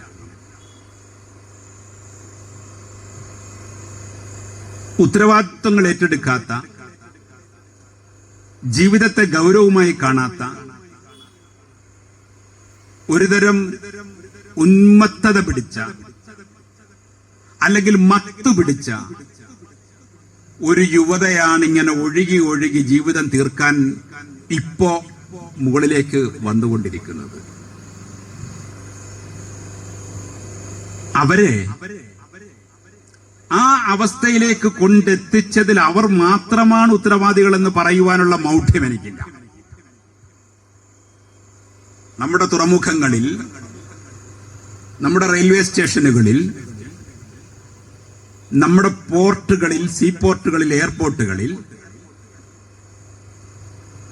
രാത്രി നമ്മുടെ തെരുവുകളിലൂടെ ഓടിപ്പോകുന്ന അന്തർ സംസ്ഥാന കണക്റ്റിംഗ് ബസ്സുകളിൽ ഒക്കെയായി നമ്മളെപ്പോലെ മുതിർന്ന ഒരു വിഭാഗം ലാഭക്കൊതിയന്മാർ ഏജന്റുമാരിലൂടെയും അല്ലാതെയും അവർക്കെത്തിച്ചു കൊടുക്കുന്ന കാര്യങ്ങളിൽ നിന്ന് കണ്ണികളായി അവസാനം പള്ളിക്കൂടങ്ങളുടെയും കോളേജുകളുടെയും ഗേറ്റുകളിലും വരാന്തകളിലും ഇത് എത്തിപ്പെടുന്നതാണ് എന്ന യാഥാർത്ഥ്യം നമ്മളെ പല വഴിക്കും ചിന്തിക്കാൻ പ്രേരിപ്പിക്കുന്നതാണ്. ഞാൻ പറഞ്ഞു വരുന്നത് നമ്മുടെ ആറ്റിറ്റ്യൂഡിൽ ഒരു ചേഞ്ചിന്റെ ആവശ്യമുണ്ട്. എനിക്ക് പണം കിട്ടുമെങ്കിൽ, നമുക്ക് പണം കിട്ടുമെങ്കിൽ എന്തും ചെയ്യാമെന്ന ഒരുതരം ധാർമ്മികതയുമില്ലാത്ത പണക്കൊതിയന്മാരുടെ ആർത്തി മൂത്ത ഒരവസ്ഥയിലേക്ക് നമ്മുടെ സമൂഹത്തെ വണക്കി കൊടുക്കുവാൻ പാകമായ സാഹചര്യങ്ങൾ ഉണ്ടാക്കിയെടുത്ത് നമുക്കെല്ലാവർക്കും ഉത്തരവാദിത്വമുണ്ട്. അത് കടൽ തീരത്ത് കൊട്ടിലുമായി കഴിയുന്ന വീട്ടുകാരെ പോലെയാണ്. ഇന്നലത്തെ തിരയിൽ അവന്റെ വീട് തിര കൊണ്ടുപോയി, ഇന്നലത്തെ മഴയിൽ അപ്പുറത്തെ തെങ്ങ് മറിഞ്ഞു വീണുപോയി എന്ന് കാണുമ്പോ നാളെ എന്റെ വീടിനും ഇതുണ്ടാവും, എന്റെ മരവും മറിഞ്ഞു വീഴുമെന്ന ബോധ്യം ഇല്ലാതെ കടൽക്കരയിൽ തന്നെ കഴിയുന്നവരുടെ ഉദാഹരണമാണ് ഇത്തരം കാര്യങ്ങളിൽ നമുക്കെല്ലാവർക്കും സൂചകമാകേണ്ടത്. എനിക്ക് നേരിട്ട് അറിയുന്ന ഒരു അനുഭവം പറയാം. വിഷയത്തിന്റെ മരത്തിലേക്ക് ഞാൻ പോകുന്നില്ല. ഓക്കെ, അനുഭവം പറയാം. കാലിക്കറ്റ് യൂണിവേഴ്സിറ്റിയുടെ വൈസ് ചാൻസലർ ആയിരുന്ന പ്രൊഫസർ KA ജലീൽ എന്റെ സുഹൃത്താണ്. ജലീലിന്റെ സഹോദരന്റെ മകൻ പഠിക്കാൻ നല്ല മിടുക്കനായ പയ്യൻ. അവന് 10ാം ക്ലാസ് കഴിഞ്ഞപ്പോ അവന്റെ മാതാവിനൊരു നിർബന്ധം. ഇവന് നമ്മുടെ സ്റ്റേറ്റ് സിലബസിലൊക്കെ പഠിച്ചു വന്ന പയ്യനാണ്, അവന് ഇംഗ്ലീഷ് പോരാ, അതുകൊണ്ട് നമുക്ക് കേരളം വിട്ട് എങ്ങോട്ടെങ്കിലും ഒന്ന് ചേർക്കാൻ പഠിക്കാം. അപ്പോ അവന്റെ ഉപ്പ പറയുന്നുണ്ട്, വൈസ് ചാൻസലർ ആയിരിക്കുന്ന ഡോക്ടർ ജലീൽ പറയുന്നുണ്ട്, അത് വേണ്ട, നമുക്കിവിടെ പഠിപ്പിച്ചാൽ മതി, നമ്മുടെ ഇവിടെ ക്യാമ്പസുകളിൽ കൊടുക്കാൻ, ട്യൂഷൻ കൊടുക്കാൻ. അങ്ങനല്ല, ഈ മാതാവിന്റെ നിർബന്ധത്തിന് വഴങ്ങിയിട്ട് ഈ കുട്ടിയെ ബാംഗ്ലൂരിൽ കൊണ്ടുവന്ന ഒരു സ്ഥാപനത്തിൽ ചേർക്കുകയാണ്. ഹോസ്റ്റലാണ്, എല്ലാ സൗകര്യങ്ങളും ഉണ്ട്, +1 +2 ക്ലാസ്സുകളും ഇംഗ്ലീഷും അതുമായി ബന്ധപ്പെട്ട മറ്റ് കോച്ചിങ്ങുകളും ഒക്കെ ആയിട്ട്. എന്താണോ അവന് വേണ്ടതില്ലാത്തത് അത് മാത്രമേ അവന് ലഭ്യമാക്കാത്തതുള്ളൂ, ബാക്കി എല്ലാം ലഭിക്കുന്നുണ്ട്. അവിടെ ആവശ്യങ്ങളും അത്യാവശ്യങ്ങളും അനാവശ്യങ്ങളും എന്ന വ്യത്യാസമൊന്നുമില്ലാതെ എല്ലാം ഈ പയ്യന് കിട്ടുന്ന ഒരു പശ്ചാത്തലമുണ്ട്. ആദ്യത്തെ ഒരാഴ്ച അവർ സന്തോഷമായിരുന്ന, ഉമ്മയ്ക്കൊക്കെ വലിയ വിഷമമായി, കാണാൻ പോയി തിരിച്ചു വന്നു, വളരെ ഹാപ്പി, കുഞ്ഞ് പഠിക്കുന്നു. ഒരു 3 മാസം കഴിഞ്ഞപ്പോ കോളേജിന്റെ പ്രിൻസിപ്പലിന്റെ കോള് വന്നു, കുട്ടിയുടെ ഉപ്പ അവിടെ വരെ ചെല്ലണം. ചെന്നപ്പോ പറഞ്ഞു, അവന് പതിവായിട്ട് ക്ലാസ്സിൽ വരുന്നില്ല, എന്തോ ഒരുതരം അശ്രദ്ധയാണ് കുട്ടിക്കുള്ളത്. അപ്പൊ ആ 3 മാസത്തിന് മുമ്പ് വരെ പറഞ്ഞിരുന്നത് ഇവ നല്ല കുട്ടിയാണ്, നല്ല പ്രോഗ്രസ് ഉണ്ട്, നന്നായി പഠിക്കുന്നു എന്നൊക്കെ പറഞ്ഞതാണ്. അപ്പോ ഇത് വന്ന് തള്ളയോടൊക്കെ പറഞ്ഞ് അവർക്ക് ഒരു ആശങ്കയായി. പിന്നെ നിരന്തരം ഇവർ ചെല്ലാൻ തുടങ്ങി. ഇവർ ചെല്ലുമ്പോ കുട്ടി പലപ്പോഴും ക്ലാസ്സിലുണ്ടാവില്ല. അത് പതിവായി കഴിഞ്ഞപ്പോ ഇവര് പിന്നെ രാവിലെ കുട്ടിയുടെ ഹോസ്റ്റൽ റൂമിൽ ചെല്ലും, എന്നിട്ട് അവനെ കൂട്ടി അവനെ കുളിപ്പിച്ച് പരിചരിച്ച് ക്ലാസ്സിൽ കൊണ്ടുപോകുന്ന ശീലമാക്കി. കുറച്ചു കഴിഞ്ഞപ്പോ വീണ്ടും കോളേജിൽ നിന്ന് മെസ്സേജ് വരികയാണ്, കുട്ടിയെ നിങ്ങൾ വന്ന് കൂട്ടിക്കൊണ്ടുപോകണം. എന്താ കാര്യം എന്ന് വെച്ചാൽ, ക്ലാസ്സിൽ ഏറ്റവും നല്ലവനായി പഠിച്ചുകൊണ്ടിരുന്ന കുട്ടി ഹോസ്റ്റലിൽ നിന്ന് വൈകുന്നേരങ്ങളിൽ ഭക്ഷണം കഴിക്കാനോ മറ്റാവശ്യങ്ങൾക്കോ പുറത്തു പോകുമ്പോൾ കിട്ടുന്ന സുഹൃത്തുക്കളിലൂടെ, അപ്പോൾ ആരോ ഒരാൾ പറഞ്ഞത്രേ, ഒരു സുഹൃത്ത് ഇവനെ പഠിപ്പിച്ചു അത്രേ, ഇന്നലത്തെ പരീക്ഷയിൽ നീ പുറകോട്ട് പോയത്, നിനക്ക് പെർഫോം ചെയ്യാൻ കഴിഞ്ഞത് സാറന്മാർ നിന്നെ ശകാരിച്ചില്ലേ, വഴക്ക് പറഞ്ഞില്ലേ, അത് കാരണം എന്താണെന്ന് വെച്ചാൽ നീ പഠിക്കാത്തത് കൊണ്ടല്ല, നിനക്ക് ഓർമ്മ നിൽക്കാത്തത് കൊണ്ട്. നന്നായിട്ട് ഓർമ്മ നിൽക്കണമെങ്കിൽ ഞങ്ങളൊക്കെ ഉപയോഗിക്കുന്ന ഒരു മിഠായി ഉണ്ട്, പരീക്ഷയുടെ അന്നൊക്കെ രാവിലെ ഞങ്ങൾ ഇത് കഴിച്ചുകൊണ്ട് പോകും, അല്ലെങ്കിൽ ക്ലാസ്സിൽ ടെസ്റ്റ് പേപ്പറൊക്കെ ഉണ്ട് ഇത് കഴിച്ചാൽ നമുക്ക് നല്ല മെമ്മറി കിട്ടും. ഇവന് കൊടുത്തൊരു സാധനം ജീവിതത്തിൽ ഒരു ദിവസം ഇത് ടേസ്റ്റ് ചെയ്താൽ അതിനോട് അയാൾ അങ്ങ് അഡിക്റ്റായി, പിന്നെ ഇതില്ലാതെ അവന് കഴിയുകയേ ഇല്ല. അത്രമാത്രം എഫക്റ്റീവായൊരു സാധനം. ഇവൻ പിന്നെ അതിന്റെ കാരിയറായി. ആ കോളേജിൽ, ആ ക്യാമ്പസിൽ അവൻ ഇതിന്റെ കാരിയറായി. അവന് ക്ലാസ്സിൽ പോകുന്ന, അവൻ തനിയെ ഇരുന്ന് ചിരിക്കുന്ന, അവന് മൂകമായി നടക്കുന്ന, അവന് മാത്രം സന്തോഷമാണ്. അവൻ്റെതായ ഒരു ലോകത്ത് അവനിങ്ങനെ മുഴുകി നടക്കുന്നവനായി മാറി. അവർ കൂട്ടിക്കൊണ്ടുവന്ന്, വീട്ടിൽ കൂട്ടിക്കൊണ്ടുവന്ന് പഠിത്തം നിർത്തി. അവനെ പിന്നെ പുറത്തിറങ്ങുന്നില്ല, റൂമിൽ തന്നെയാണ്. വീട്ടുകാർ കല്യാണത്തിന് പോകുമ്പോ, ചടങ്ങുകൾക്ക് പോകുമ്പോ, പൊതുപരിപാടികൾക്ക് പോകുമ്പോഴൊന്നും ഇവൻ പുറത്തു പോകാറില്ല. ഒരു ദിവസം ഇവനെ കൂട്ടി പുറത്തു പോകണം എന്ന് പ്രൊഫസർ കെ ജലീൽ കൂടി ആവശ്യപ്പെട്ട് അവരുടെ കുടുംബ ചടങ്ങിലേക്ക് പോകാൻ വിളിക്കുമ്പോ ഈ പയ്യൻ മാത്രം വരുന്നില്ല. അവരുടെ ജലീലിന്റെ അനിയനും ഭാര്യയും അവരുടെ വീട്ടുകാരെല്ലാം വന്നു. അന്ന് കല്യാണം എന്തോ ചടങ്ങ് കഴിഞ്ഞ് മടങ്ങി ചെല്ലുമ്പോ വീട്ടിലെ ജനലിന്റെ ഏറ്റവും മുകളിലെ കമ്പിയും ഒരു കഷ്ണം കയറുമായി അവൻ ജീവിതം അവസാനിപ്പിച്ചാണ്.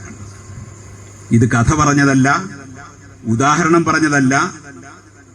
കേരളത്തിലെ ഏറ്റവും സമുന്നതനായ വിദ്യാഭ്യാസ വിചക്ഷണന്റെ വീട്ടിൽ നിന്ന് വിദ്യാഭ്യാസത്തിന് പോയ ഒരു മകന് സംഭവിച്ച ദാരുണമായ അന്ത്യത്തെക്കുറിച്ചാണ്.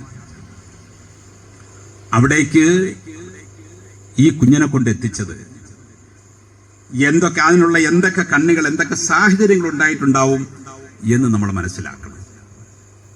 അതുകൊണ്ടാണ് ഞാൻ പറയുന്നത്, ഒരു ആറ്റിറ്റ്യൂഡിനൽ ചേഞ്ച് നമ്മുടെ സമീപനത്തിൽ, നമ്മൾ ഈ കാര്യം കൈകാര്യം ചെയ്യുന്നതിൽ എല്ലാവരും താഴെ നിന്ന് മുകളിലേക്ക് മാറണം എന്നാണ് പറയുക. ഞാൻ പറയുന്നു, ഇതിൽ മുകളിൽ നിന്ന് താഴേക്ക് സുനിശ്ചിതമായ ഒരു സമീപന വ്യത്യാസം കൂടി ഉണ്ടാകേണ്ടതുണ്ട്. അത്തരം ഗൗരവതരമായ കാര്യങ്ങളിൽ സന്നദ്ധ സംഘടനകൾക്ക് പ്രാദേശിക ചാലക ശക്തികളായി മാറാൻ കഴിയും.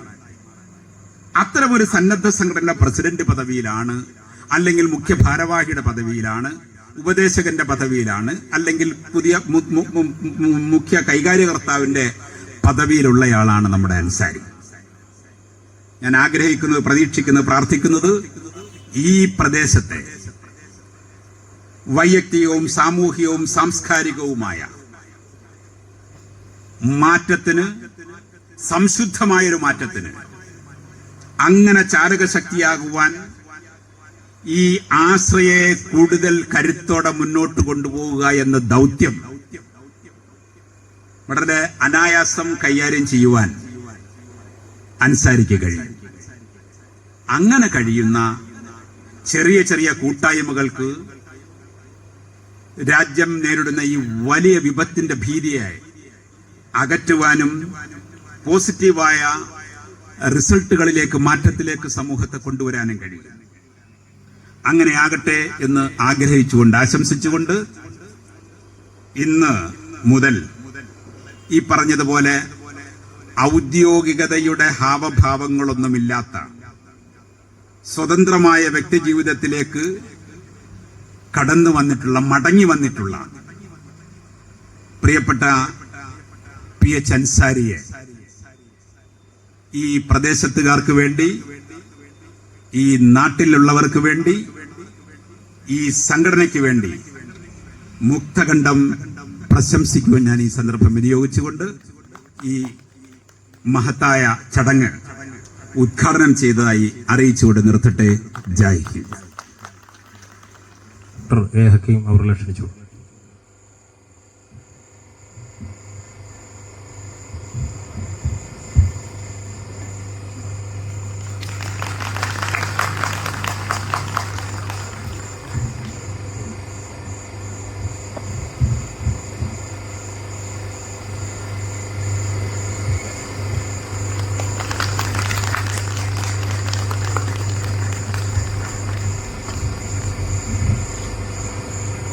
അൻസാരി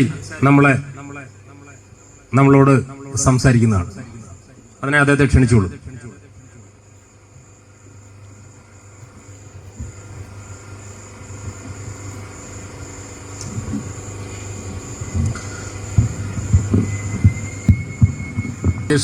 സജീദ് കോട്ട്കുഴിയിൽ യോഗം ഉദ്ഘാടനം ചെയ്ത വിവരാവകാശ കമ്മീഷൻ ഹക്കീം സാർ, സ്വാഗതം ആശംസിച്ച രാജേഷ്, ഇന്ന് ബോധവൽക്കരണ ക്ലാസ്സിന് വേണ്ടി എത്തിച്ചേർന്നിട്ടുള്ള സന്തോഷ് സാർ, മറ്റ് ഇവിടെ എത്തിച്ചേർന്നിട്ടുള്ള ആശ്രയയുടെ പ്രവർത്തകരെ, നാട്ടുകാരെ, ഏതാണ്ട് 30 വർഷക്കാലത്ത് സേവനത്തിന് ശേഷം ഞാൻ മോട്ടോർ വാഹന വകുപ്പിൽ നിന്നും ഇന്നലെ വിരമിക്കുകയുണ്ടായി. അതിൽ എന്നെ ആദരിക്കുന്നതിന് വേണ്ടി സന്മനസ് കാണിച്ച ആശ്രയയുടെ ഭാരവാഹികളോടും ഈ നാട്ടുകാരോടുമുള്ള നന്ദി ആദ്യമായി ഞാൻ രേഖപ്പെടുത്തുകയാണ്. ഞാൻ സുദീർഘമായ ഒരു പ്രസംഗത്തിന് പറയുന്നില്ല, കാരണം നമ്മൾ വളരെ ആകാംക്ഷയോടെ കാത്തിരിക്കുന്ന സന്തോഷ് സാറിന്റെ ക്ലാസ് ഉണ്ട്.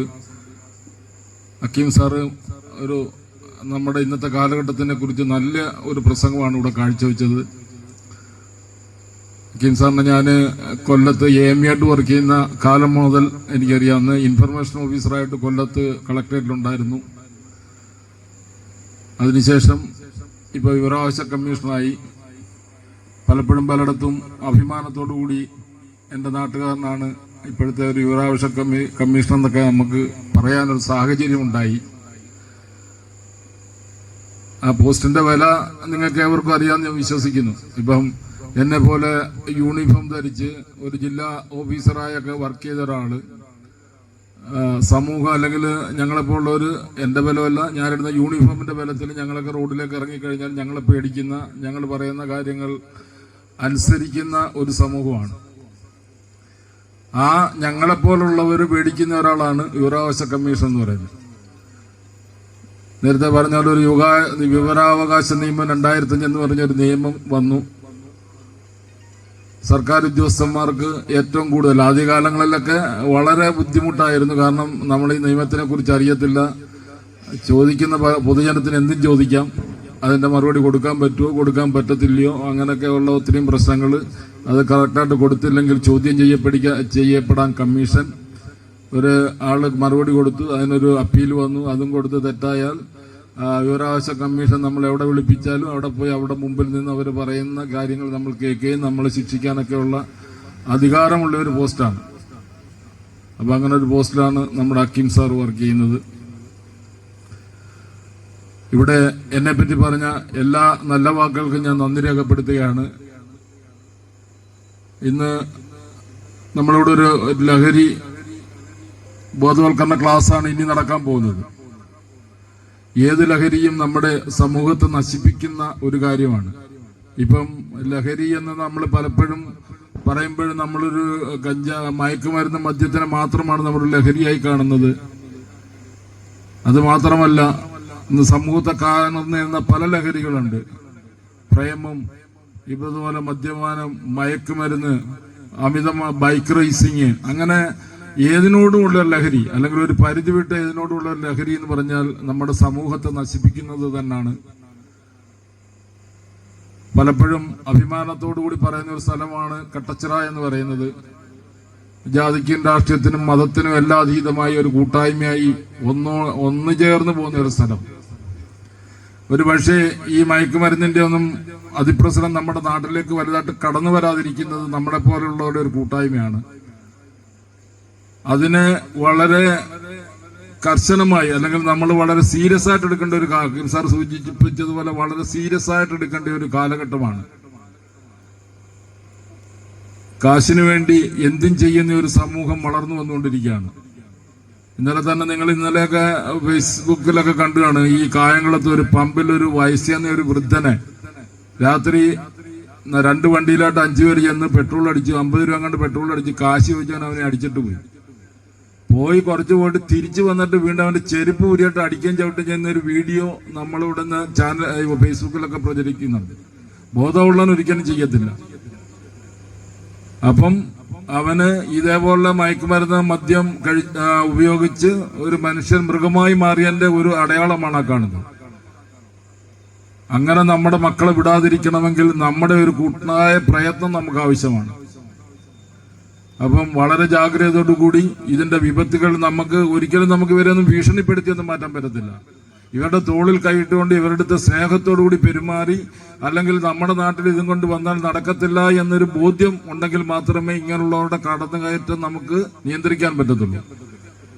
അതിനൊരു ഉദാഹരണം നമ്മുടെ ജംഗ്ഷനിൽ തന്നെ ഉണ്ട്. ഇവിടെ നേരത്തെ ഇങ്ങനെ കുറെ പേര് വന്ന് നമ്മുടെ ഈ അപ്പുറത്ത് ആരിസക്കയുടെ കടയുടെ ഇടവഴി പോലുള്ള സ്ഥലത്ത് വന്ന് കുറെ പൈതങ്ങളൊക്കെ സന്ധ്യയ്ക്ക് വരുമായിരുന്നു. ഇവിടെയുള്ള ചിലരൊക്കെ അതുപരമായിട്ട് കമ്പനി കൂടുമായിരുന്നു.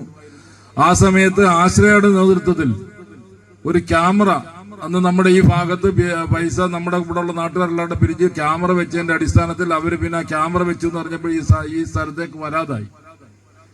അതേപോലുള്ള കാര്യങ്ങൾ നമ്മൾ ശ്രദ്ധ ചെലുത്തിയെങ്കിൽ മാത്രമേ ഇങ്ങനെയുള്ളവരെ നമുക്ക് തടയാൻ കഴിയത്തുള്ളൂ.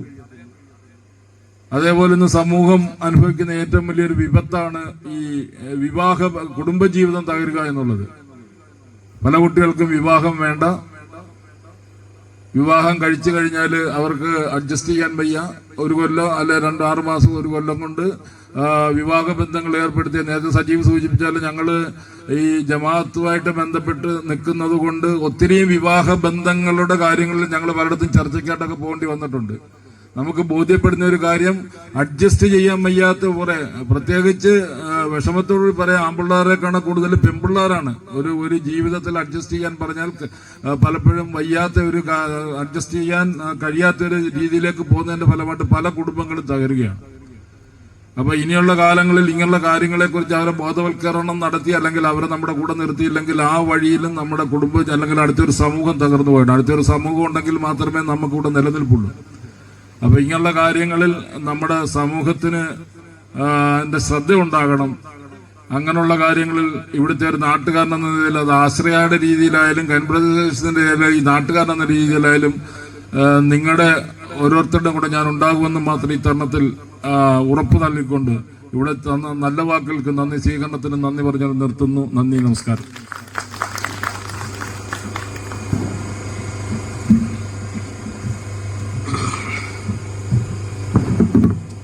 നമ്മുടെ ബോധവൽക്കരണ ക്ലാസ് തുടങ്ങുന്നതിന് തൊട്ടു മുൻപായി നമ്മുടെ ആശ്രയ കഴിഞ്ഞ കുറേ വർഷങ്ങളായി ഒരുപാട് ജീവകാരുണ്യ പ്രവർത്തനങ്ങൾ നടത്തിയിട്ടുണ്ട്. കഴിഞ്ഞ 2 ആഴ്ച മുമ്പ് ആശ്രയക്ക് 1 വയസ്സുള്ള ഒരു കുഞ്ഞ് കിഡ്നിയിൽ ക്യാൻസർ ബാധിച്ച ഒരു കുഞ്ഞിനെ സഹായിക്കണം എന്ന ഒരു അപേക്ഷ ലഭിക്കുകയുണ്ടായി. അതിന്റെ അടിസ്ഥാനത്തിൽ ആശ്രയ കുറച്ച് പൈസ സ്വരൂപിച്ചിട്ടുണ്ട്. അത് ആശ്രയയുടെ ചെയർമാനായ അൻസാരി തന്നെ ഇന്നത് കൈമാറുന്നതാണ്. അതിനുവേണ്ടി അത് സ്വീകരിക്കുന്നതിനായി ആ കുട്ടിയെ, അവരുടെ മാതാപിതാക്കളെ ഇവിടെ എത്തിക്കുന്നതിൽ മുൻപന്തിയിൽ നിന്ന അൻഷാദിനെ ആ തുക സ്വീകരിക്കുന്നതിനായി ക്ഷണിച്ചോളൂ.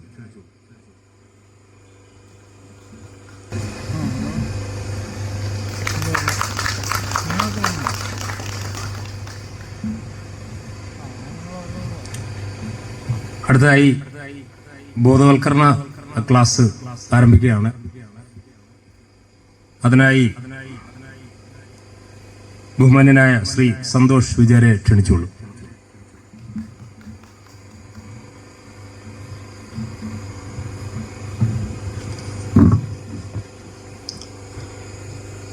എല്ലാവർക്കും നമസ്കാരം. പൂക്കാതിരിക്കാൻ എനിക്കാവതില്ലേ, കണിക്കൊന്നയല്ലേ, വിഷുക്കാലമല്ലേ, പൂക്കാതിരിക്കാൻ എനിക്കാവതില്ലേ. അൻസാരി സാറിന്റെ ഇങ്ങനെ ഒരു ആദരവ് നൽകുന്ന ചടങ്ങിലേക്ക് പ്രിയങ്കരനായ രാജേഷ് സാറ് വിളിച്ചപ്പോൾ എൻ്റെ മനസ്സിൽ ഓർമ്മ വന്നതാണിത്. രാജേഷ് സാർ ഒരുപാട് പ്രാവശ്യം ഇതിനുവേണ്ടി ഒരു ഫോളോ അപ്പ് നടത്തി. നിങ്ങളാരും വിഷമിക്കണ്ട, ഞാനൊരു 15-20 മിനിറ്റിനകം നിർത്തി. ഈ ക്ലാസ് ഒന്ന് കേൾക്കുമ്പോഴേ ആൾക്കാർക്ക് അലർജിയാണെന്ന് എനിക്കറിയാം. ക്ലാസ് അല്ല, നമ്മൾ കുറച്ച് കാര്യങ്ങൾ പറഞ്ഞ് ഞാൻ പെട്ടെന്ന് അവസാനിപ്പിക്കാം. വിഷമിക്കേണ്ടതില്ല, അതെപ്പോഴും മനസ്സിൽ സൂക്ഷിക്കുക. സാറിൻ്റെ അൻസാരി സാറിൻ്റെ സഹപാഠിയായ ഈ യോഗത്തിൻ്റെ അധ്യക്ഷൻ അദ്ദേഹത്തെ പറ്റി പറഞ്ഞ നല്ല വാക്കുകൾ ഞാൻ വളരെ സ്നേഹത്തോടെ ഓർക്കുന്നു. ശ്രീ സജീദ് കോട്ടക്കുഴിയിൽ വിവരാവകാശം എന്നതിനേക്കാൾ ഉപരി തൻ്റെ അനുഭവങ്ങളെ വളരെ ലളിതമായ ഭാഷയിൽ ഒരു വൈജ്ഞാനിക മേഖലയിൽ എത്രത്തോളം ആഴമുണ്ട് എന്ന് തെളിയിക്കുന്ന തരത്തിലാണ് ബഹുമാന്യായ ഉദ്ഘാടകൻ ഡോക്ടർ എ ഹക്കീം സാറ് സംസാരിച്ചത്. അദ്ദേഹത്തിൻ്റെ വാക്കുകളിൽ നിന്ന് ഞാൻ തുടങ്ങാം. ഒപ്പം പ്രിയങ്കരനായ അൻസാരി സാറ് ഇവിടെ എത്തുമെന്ന് പ്രതീക്ഷിച്ച 2 മെമ്പർമാരുണ്ട്. പ്രിയ സുഹൃത്ത് അജയ് കുമാർ, എൻ്റെ വിദ്യാർത്ഥി കൂടിയാണ് ഷൈജു. ഒപ്പം ഇതിന് നന്ദി അർപ്പിക്കുന്ന ശ്രീ ഹരിദാസ് എം. കേൾക്കുന്ന സുമനസ്സുകളെ ഈ വൈകിയ വേളയിലും. എന്തുകൊണ്ട് അങ്ങനെ പറഞ്ഞു എന്ന് ചോദിച്ചാൽ, മലയാളത്തിൻ്റെ ഒരു ഗുരുവുണ്ട്, അധികം ആരും കേട്ടിട്ടില്ലാത്ത ആളാണ്, നിത്യചൈതന്യയതി. അദ്ദേഹം പറഞ്ഞു, സ്നേഹത്തിന് ഇതിനേക്കാൾ നല്ലൊരു നിർവചനം ഞാൻ എങ്ങും കേട്ടിട്ടില്ല. സമയം കൊടുക്കലാണ് സ്നേഹം. അൻസാരി സാറിന് നിങ്ങളെല്ലാവരും ലഹരി വിരുദ്ധ ക്ലാസ്സിനല്ല വന്നിരിക്കുന്നത്, എനിക്ക് നന്നായിട്ട് അറിയാം. അൻസാരി സാറിന് നൽകുന്ന ഈ സമയം അദ്ദേഹത്തോട് കാണിക്കുന്ന ഏറ്റവും വലിയ സ്നേഹാദരവായി കണക്കാക്കി എൻ്റെയും സ്നേഹവും സന്തോഷവും തുടർന്നുള്ള ജീവിതത്തിന്, ഇങ്ങനൊരു പ്രത്യേകം ഒരു തുടർ ജീവിതം എന്നൊന്നും പറയണ്ട, സാർ എല്ലാ കാര്യങ്ങളിലും വളരെ ലൈവായിട്ട് പ്രവർത്തിക്കുന്ന ആളാണ്. ആശ്രയം എന്ന് പറയുന്നത് ഒരു മനുഷ്യന് കിട്ടാവുന്ന ഏറ്റവും വലിയ സൗഭാഗ്യങ്ങളിലൊന്നാണ്. കാരണം ഏറ്റവും ദുർബലനായ സ്പീഷീസ് ഏതെന്ന് ചോദിച്ചാൽ ഒറ്റ വാക്കിൽ നിസ്സംശയം നമുക്ക് ഉത്തരം പറയാം, അത് മനുഷ്യനാണ്. ഒരു സംശയമില്ല. ഞാൻ സമയം നോക്കിയത് പെട്ടെന്ന് നിർത്താൻ വേണ്ടി.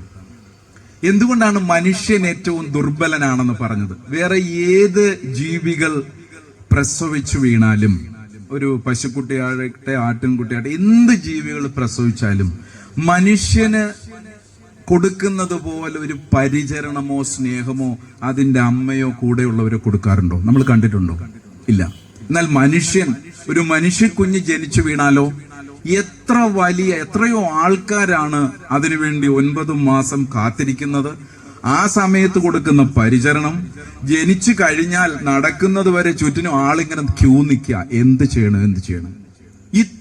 എത്ര പ്രിവെന്റീവ് മെഡിസിൻസ്, ഇഞ്ചക്ഷൻസ് ആണ് കുഞ്ഞിന് കൊടുക്കുന്നത്. നമ്മൾ ആദ്യം തിരിച്ചറിയേണ്ടത് അതാണ്. ഒരു ദുർബലനായ സ്പീഷീസ് ആണ് മനുഷ്യൻ. ഇത് നമ്മൾ എല്ലാവരും ഓർത്തിരിക്കണം. ഈ വൈകിയ വേളയിൽ ഇവിടെ വന്നിരിക്കുമ്പോൾ പെട്ടെന്ന് എൻ്റെ മനസ്സിലേക്ക് വന്നത്, നേരത്തെ മുനാൻകുറ്റി സ്കൂളിൽ ഞങ്ങൾ വൈകിട്ട് ഷട്ടിൽ കളിക്കാൻ പോകായിരുന്നു. ഇതുപോലുള്ള ഒരു സൗകര്യത്തിലാണ്, അല്ലെങ്കിൽ ഇതുപോലൊരു പ്രദേശത്താണ്, ഒരു ചെറിയ സ്ഥലം. അവിടെ ഈ ഷട്ടിൽ ബാഡ്മിന്റൺ കളിക്കുന്നവര് ഷട്ടിൽ കളിക്കാൻ തുടങ്ങുമ്പോൾ ഉപയോഗിക്കുന്ന ഒരു വാക്കുണ്ട്. ആർക്കെങ്കിലും എല്ലാവരുടെയും മനസ്സിലുണ്ടാവും, പ്രത്യേകിച്ച് ഷട്ടിൽ കളിക്കുന്നവരുണ്ടെങ്കിൽ. അൻസാരി സാറിനൊക്കെ നന്നായിട്ട് അറിയാം. Love all. ഇങ്ങനെ നമ്മൾ ഷട്ടിൽ കളിക്കാൻ തുടങ്ങി. വേറെ ഏതെങ്കിലും ഒരു കളി അങ്ങനെ തുടങ്ങിയായിട്ട് നമ്മൾ കേട്ടിട്ടുണ്ടോ? ഇല്ല. എവിടെ നിന്ന് വന്നു ഈ ഷട്ടിൽ കളിക്കുമ്പോൾ ലവ് ഓൾ എന്ന ആ ഒരു പ്രയോഗം? അറിഞ്ഞിരിക്കണം. ഒരു ഫ്രഞ്ച് ഭാഷയിൽ നിന്നാണ് ഈ ലവ് ഓൾ വന്നത്. അവിടെ അതിന്റെ അർത്ഥം സീറോ, മുട്ട എന്ന അർത്ഥത്തിലാണ്. അത് ഈ ലവ് ഓൾ എന്ന് വെച്ചാൽ സീറോയിൽ നിന്ന് ഞാൻ തുടങ്ങുന്നു. എന്നാൽ ഇതിന് മറ്റൊരു ഭാഷയും കൂടിയുണ്ട്. ഭാഷ്യം നമുക്ക് കൊടുക്കാം. സ്നേഹത്തിൽ നിന്ന് തുടങ്ങുന്നു. മനുഷ്യന്റെ ഏത് ജീവിത പ്രവർത്തനങ്ങളും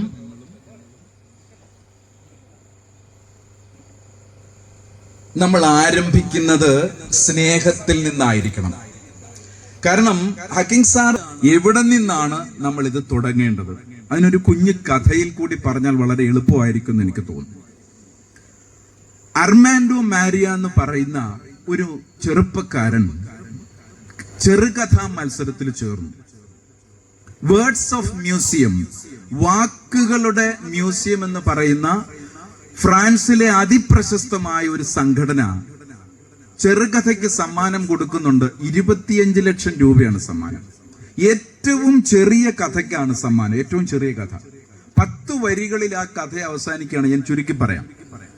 മധ്യവയസ്കനായ ഒരു മനുഷ്യൻ തന്റെ ജോലി സ്ഥലത്തേക്ക് പോകുവാൻ വേണ്ടി ദിവസവും ബസ് സ്റ്റോപ്പിൽ നിൽക്കുമായിരുന്നു.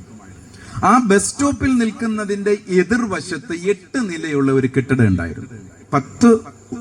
10 സെന്റൻസേ ഉള്ളൂ, ഓർക്കണം. 25 ലക്ഷം രൂപ ആ കഥയ്ക്ക് സമ്മാനം ലഭിച്ചു. അദ്ദേഹം ആ കെട്ടിടത്തിന്റെ 4ാം നിലയിൽ നിന്നുകൊണ്ട് 5 വയസ്സുള്ള ഒരു കുട്ടി ഈ മനുഷ്യനെ, അതായത് എതിർദിശയിൽ ബസ് കാത്തു നിൽക്കുന്ന മനുഷ്യനെ നോക്കി ഡിഷ് എന്ന് കാണിച്ചു. കഥ പകുതിയായി. ഈ ഡിഷ് കാണിക്കുമ്പോൾ എതിർദിശയിൽ നിൽക്കുന്ന മധ്യവയസ്കനായ മനുഷ്യൻ ആ കൈ കൊണ്ട് നെഞ്ചൊന്ന് പൊത്തിയിട്ടൊന്നൊരു ആക്ഷൻ കാണിക്കോ. കഥ അവസാനിക്കാറായി. കുറെ ദിവസം എല്ലാ ദിവസവും ഇതാണ്. അദ്ദേഹം അവിടെ ചെല്ലും. ഓപ്പോസിറ്റ് ഡയറക്ഷനിൽ നിൽക്കുന്ന 4 വയസ്സുകാരൻ ഈ മധ്യവയസ്കനെ നോക്കി ഡിഷ് എന്ന് കാണിക്കും. അദ്ദേഹം ഇങ്ങനെ ഒരു കൈ പൊത്തും, സന്തോഷമായി. കുറെ ദിവസം കഴിഞ്ഞപ്പോൾ ബസ് വരാൻ വളരെ വൈകി. ഇദ്ദേഹം എന്ത് ചെയ്യണമെന്നറിയാതെ ഈ മധ്യവയസ്കൻ ഇങ്ങനെ നിൽക്കുക. അടുത്ത 2 സെന്റൻസിൽ കഥ അവസാനിക്കുക. ബസ് വരാൻ വൈകിയപ്പോൾ ഈ മധ്യവയസ്കനായ മനുഷ്യൻ തിരിച്ച് ഈ കുഞ്ഞിനെ നോക്കി ഡിഷ് എന്ന് കാണിച്ചു. കൈ ചൂണ്ടിയാണ് 4 വയസ്സുകാരൻ 4ാം നിലയിൽ നിൽക്കുന്ന കുഞ്ഞിനെ നോക്കി കാണിച്ചത്. അടുത്ത നിമിഷം ഈ 4 വയസ്സുകാരൻ ആ 4ാമത്തെ നിലയിൽ നിന്നും താഴിക്കും. ഈ മധ്യവയസ്കൻ ആ 4 വയസ്സുകാരനെ നോക്കി ഡിഷ് വെച്ചു കഴിഞ്ഞപ്പോൾ 4ാമത്തെ നിലയിൽ നിന്നും ആ കുഞ്ഞ് താഴെ വീണു. ഈ മനുഷ്യൻ ഓടിച്ചെന്നിട്ട് ചോദിച്ചു, എന്റെ മക്കളെ, എന്താണ് നിനക്ക് പറ്റിയത്? അടുത്ത ഒരു സെന്റൻസോടുകൂടി കഥ അവസാനിക്കുകയാണ്. 25 ലക്ഷം രൂപ ലഭിച്ച കഥ അടുത്ത ഒരു സെന്റൻസിൽ അവസാനിക്കുന്നു. കഥയുടെ അവസാനം, അങ്കിൾ, ഞാൻ അങ്ങയെ കൈ കാണിച്ചതെല്ലാം തമാശയ്ക്കായിരുന്നു അങ്കിൾ. കുഞ്ഞ് ഈ ലോകത്തോട് വിട പറഞ്ഞു.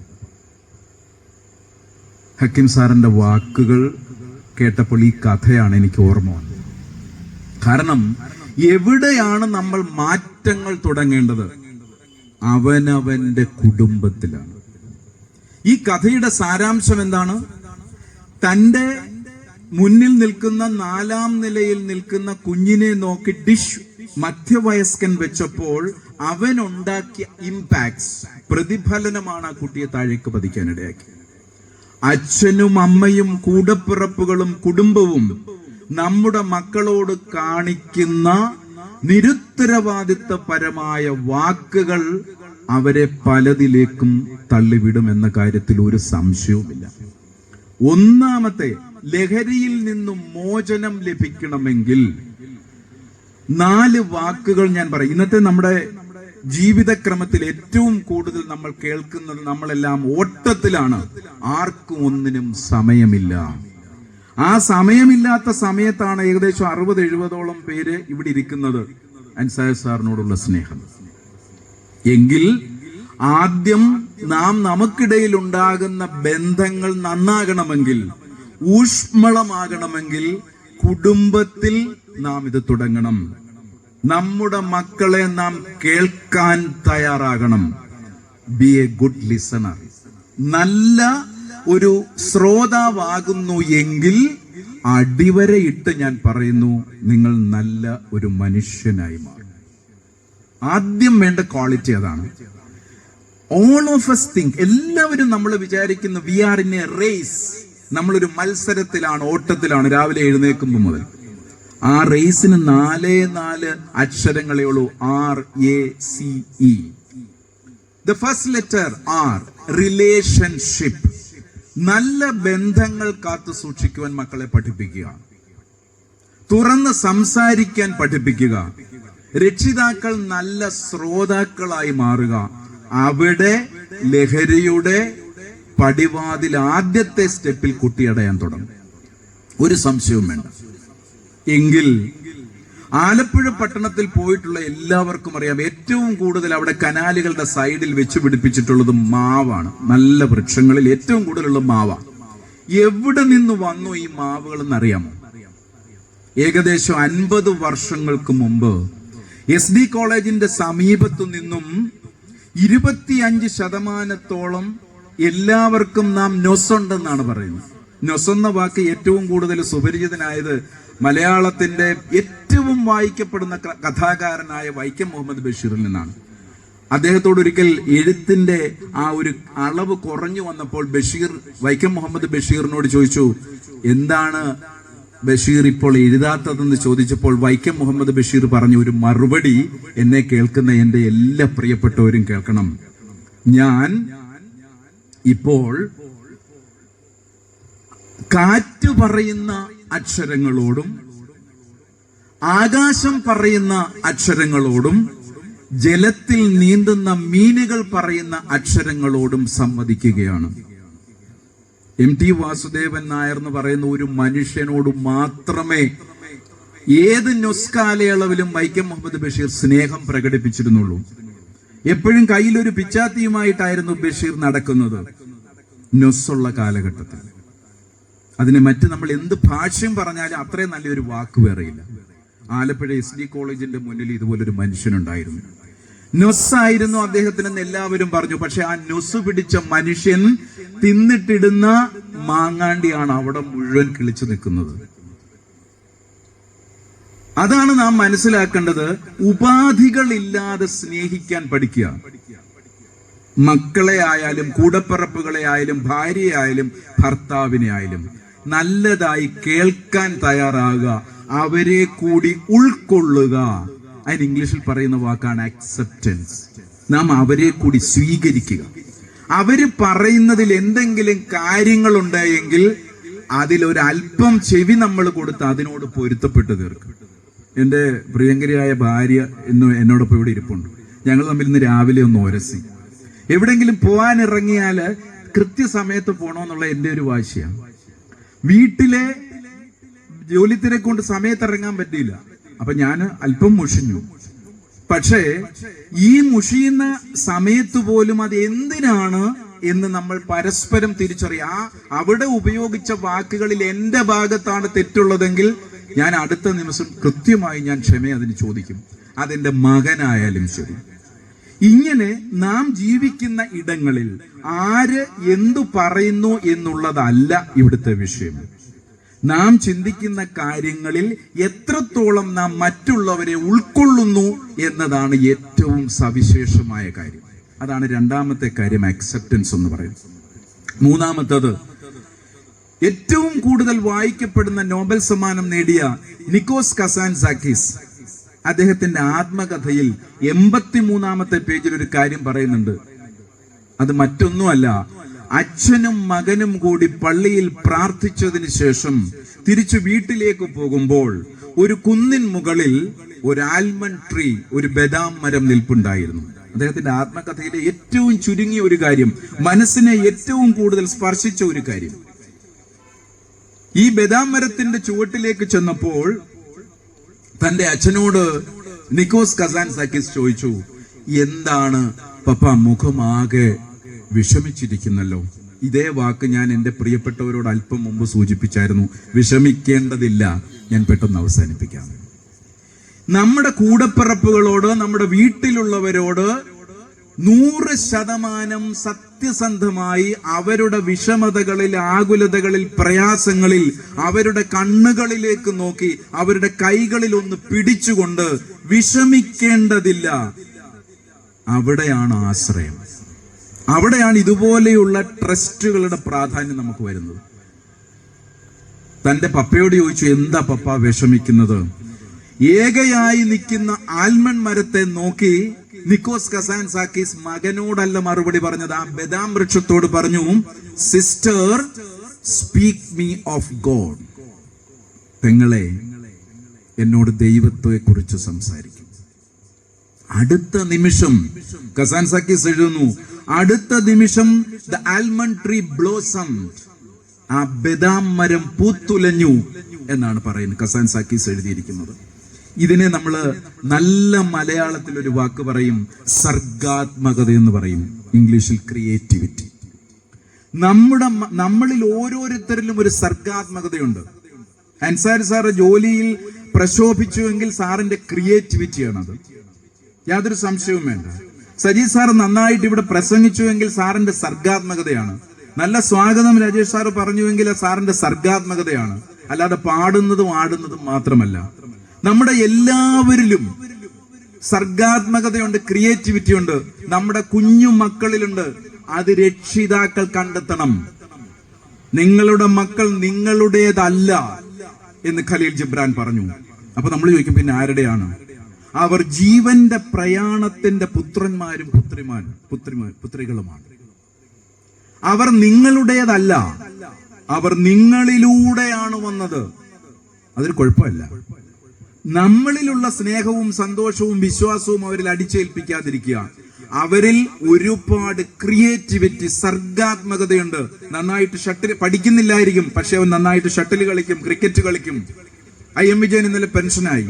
എവിടെ നിന്നാ വന്നത്? ഒരു കല്ലുവെട്ടുകാരന്റെ മകനായിട്ട്. P വിജയൻ IPS 10ാം ക്ലാസ്സിൽ 3 തവണ തോറ്റതാണ്. അദ്ദേഹം ഇന്ന് ADGP ആയിട്ടിരിക്കുന്നു. ഇങ്ങനെ എത്രയോ ഉദാഹരണങ്ങൾ. തോമസ് ആൽവ എഡിസൺ 6ാമത്തെ ക്ലാസ്സിൽ പഠിക്കുമ്പോൾ അധ്യാപിക പറഞ്ഞു, വീട്ടിൽ കൊണ്ടിരുത്തി പഠിപ്പിച്ചോളാൻ പറഞ്ഞു. എന്താ എന്നെ സ്കൂളിലേക്ക് വിടാത്തതെന്ന് ചോദിച്ചപ്പോൾ പറഞ്ഞു, അമ്മ പഠിപ്പിക്കുന്നതാണ് ഏറ്റവും നല്ലതെന്ന് നിന്റെ ടീച്ചർ പറഞ്ഞെന്ന് പറഞ്ഞു. ജീവിതത്തിൽ വിജയിച്ചവരെല്ലാം അവരുടെ സർഗാത്മകതകൾ കണ്ടെത്തുവാൻ രക്ഷിതാക്കളും അധ്യാപകരും കാണിച്ചു കൊടുത്ത വഴിയിൽ അവർ യാത്ര ചെയ്തതാണ്. അപ്പോൾ നമ്മുടെ മക്കളിലെ ക്രിയേറ്റിവിറ്റിയെ, സർഗാത്മകതയെ കണ്ടെത്തി പരിപോഷിപ്പിച്ചാൽ ഒരു സംശയവും വേണ്ട, ഒരു ലഹരിക്കും അവരെ അടിമപ്പെടുകയില്ല. അതാണ് റേസിലെ 3ാമത്തെ വാക്ക്, creativity. The first one is relationship, second one is accepting others, മറ്റുള്ളവരെ നമ്മൾ കേൾക്കുകയും സ്വീകരിക്കുകയും ചെയ്യുക. 3ാമത്തത് നമ്മളിപ്പോ പറഞ്ഞു, ക്രിയേറ്റിവിറ്റി, സർഗാത്മകത. 4ാമത്തെ ഒരു കാര്യം കൂടി പറഞ്ഞ് ഞാൻ അവസാനിപ്പിക്കാം. സജീദ് സാറിനോട് പറഞ്ഞു 15 അല്ലെ 20 മിനിറ്റ് കൂടി ഞാൻ എടുക്കില്ല. ഒറ്റ കാര്യം കൂടി പറയാം. നമ്മുടെ പ്രദേശത്ത് അൻസാരി സാർ ഉൾപ്പെടെ, ഈ ഇരിക്കുന്ന സാർ ഉൾപ്പെടെ എല്ലാവരും, നമ്മൾ ഈ ഇരിക്കുന്ന ഒരു പ്രായത്തിലുള്ളവർ നോക്കിയാൽ നമുക്ക് മനസ്സിലാവും, ഏറ്റവും കൂടുതൽ ഉണ്ടായിരുന്ന 2 സ്ഥലങ്ങൾ, അല്ലെങ്കിൽ നമ്മുടെ പ്രായത്തിലൊക്കെ ഉണ്ടായിരുന്ന ഒരു ഉപയോഗിച്ച 2 സ്ഥലങ്ങളായിരുന്നു ലൈബ്രറിയും പ്ലേ ഗ്രൗണ്ടും. ഇന്ന് ഇത് രണ്ടും ഉണ്ടോ എന്ന് നമ്മളൊന്ന് ആലോചിക്കണം. ഞാൻ മോനാൻകുറ്റിയിൽ നിന്ന് സൈക്കിൾ ചവിട്ടി സുഭാഷ് വായനശാലയിൽ പോവായിരുന്നു. തെക്കേമംഗഴി NSS കരയോഗത്തിന്റെ അപ്പുറത്തൊരു ലൈബ്രറി ഉണ്ടായിരുന്നു. അവിടെ പുസ്തകങ്ങൾ ചെന്ന് നമ്മൾ പരതി എടുക്കുമായിരുന്നു. എല്ലാ ദിവസവും നേരത്തെ പറഞ്ഞ മൂന്നാംകുറ്റി സ്കൂളിൽ കളിക്കാൻ പോകുമായിരുന്നു.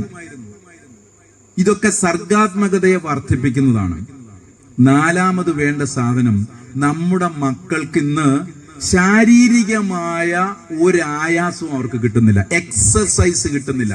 റേസിലെ 4ാമത്തെ വാക്ക്, നല്ലതായി കുട്ടികള് വിയർക്കാൻ, നല്ലതായി അവർക്ക് ഇഷ്ടമുള്ള കളികൾ കളിക്കാൻ അവരെ സ്വതന്ത്രമായിട്ട് വിടുന്നില്ല. സർക്കാർ ഇപ്പൊ ആവിഷ്കരിച്ചിട്ടുണ്ട്, ചെറിയ ക്ലാസ്സിൽ പോലും തിരിച്ചറിഞ്ഞിട്ടുണ്ട്, കുട്ടികളുടെ സർഗാത്മകതയിൽ ഏറ്റവും പ്രധാനപ്പെട്ട ഒന്നാണ് എക്സസൈസ് എന്ന് പറയുന്നത്. വേൾഡ് ഹെൽത്ത് ഓർഗനൈസേഷൻ 2 കാര്യങ്ങൾ പറഞ്ഞിട്ടുണ്ട് കോവിഡ് കാലത്ത്. ഒന്ന് പറഞ്ഞത് അൺഹുക്കിംഗ് ദ സ്ട്രെസ്, ഹുക്ക് ചെയ്ത് വെച്ചിരിക്കുന്ന സ്ട്രെസ്സിനെ അൺഹുക്ക് ചെയ്യുക. അതിനാണ് ആദ്യത്തെ 3 കാര്യങ്ങൾ പറഞ്ഞത്, റിലേഷൻഷിപ്പും acceptance and the most important one is the creativity, സർഗാത്മകത. കുട്ടിയുടെ കഴിവുകൾ കണ്ടെത്തി അവനെ പരിപോഷിപ്പിക്കൂ. 4ാമത്തത്, അവൻ നല്ലതായിട്ട് സൈക്കിൾ ചവിട്ടട്ടെ, അല്ലെങ്കിൽ അവൻ നല്ലതായിട്ട് ഓടട്ടെ, ഫുട്ബോൾ കളിക്കട്ടെ, ക്രിക്കറ്റ് കളിക്കട്ടെ, എന്തെങ്കിലുമൊക്കെ ചെയ്യട്ടെ, അവന്റെ ശരീരം നന്നായിട്ട് വിയർക്കട്ടെ.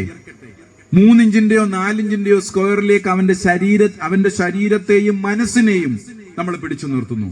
ഒറ്റ കാര്യം കൂടി, നമ്മൾ എപ്പോഴും ശ്രദ്ധിക്കുന്നത് ശാരീരിക ആരോഗ്യത്തിൽ മാത്രമാണ്.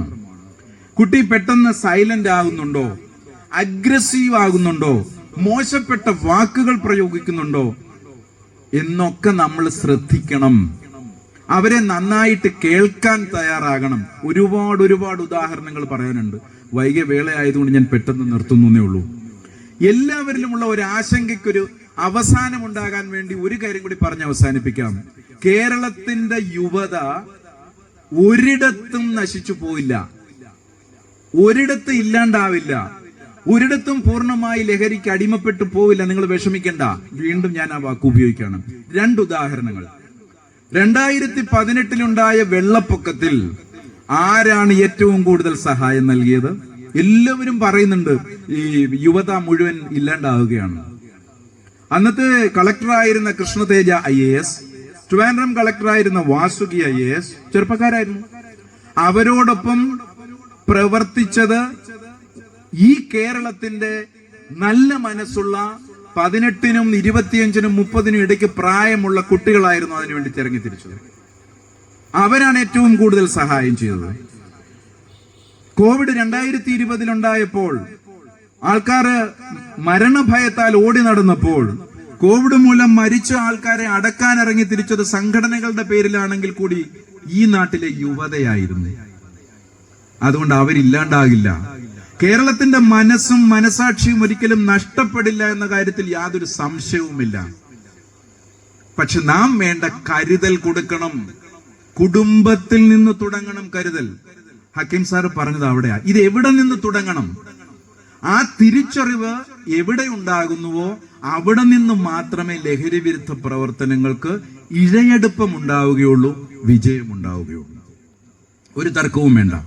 ഒരു സാമൂഹ്യ പ്രശ്നം എന്നതിനേക്കാൾ ഉപരി ഇതിനെ ഒരു കുടുംബ പ്രശ്നമായിട്ട് നമ്മൾ എടുക്കുക. സാറ് പറഞ്ഞതുപോലെ ജമാഅത്തിൽ അതുപോലുള്ള ഓരോ കമ്മിറ്റികൾ ഇതിനുവേണ്ടി പ്രവർത്തിക്കുകയും സസൂക്ഷ്മം നിരീക്ഷിക്കുകയും ചെയ്യുക. ഇങ്ങനെ ഒരു അബദ്ധം പറ്റിപ്പോയി എന്ന് പറഞ്ഞു വരുന്ന കുഞ്ഞിനെ ഇതിന്റെ പേരിൽ ചാപ്പ കുത്താതെ ചേർത്ത് പിടിക്കുവാൻ ശ്രമിക്കുക. എന്റെ മുന്നിൽ വന്ന് നിൽക്കുന്നത് ഒരു പെനാൽറ്റി കിക്ക് എടുക്കാൻ നിൽക്കുന്ന ഗോളിയാണെന്ന് കരുതിക്കോണം നിങ്ങളുടെ മുമ്പിൽ വരുന്ന ഇര. എന്തുകൊണ്ട്? പെനാൽറ്റി കിക്ക് എടുക്കുമ്പോൾ ഒരു സ്റ്റേഡിയത്തിൽ നിൽക്കുന്ന 25,000 ആൾക്കാർ കൈയടിക്കും.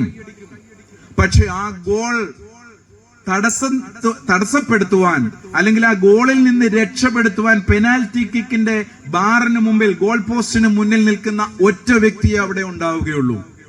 അവന്റെ മനസാക്ഷിയെ, അവന്റെ പ്രാർത്ഥനയെ നമ്മൾ ഓർക്കുന്നു എങ്കിൽ നമ്മുടെ മുന്നിൽ വരുന്ന ഓരോ കുഞ്ഞുമക്കളെയും ഒരു പരാധീനതയുടെ പേരിൽ, ഒരു കുറ്റത്തിന്റെ പേരിൽ, ഒരു പ്രയാസത്തിന്റെ പേരിൽ നിങ്ങൾ ചാപ്പ കുത്തരുത്. ചേർത്ത് പിടിക്കണം.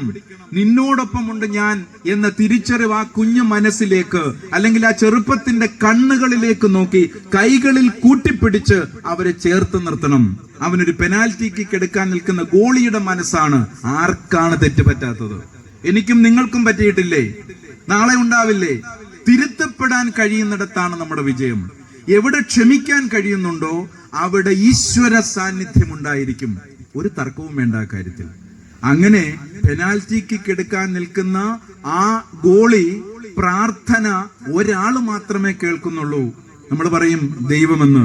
ഒരിക്കലുമല്ല, അവൻ മാത്രമേ അവനെ രക്ഷിക്കുവാനുള്ളൂ.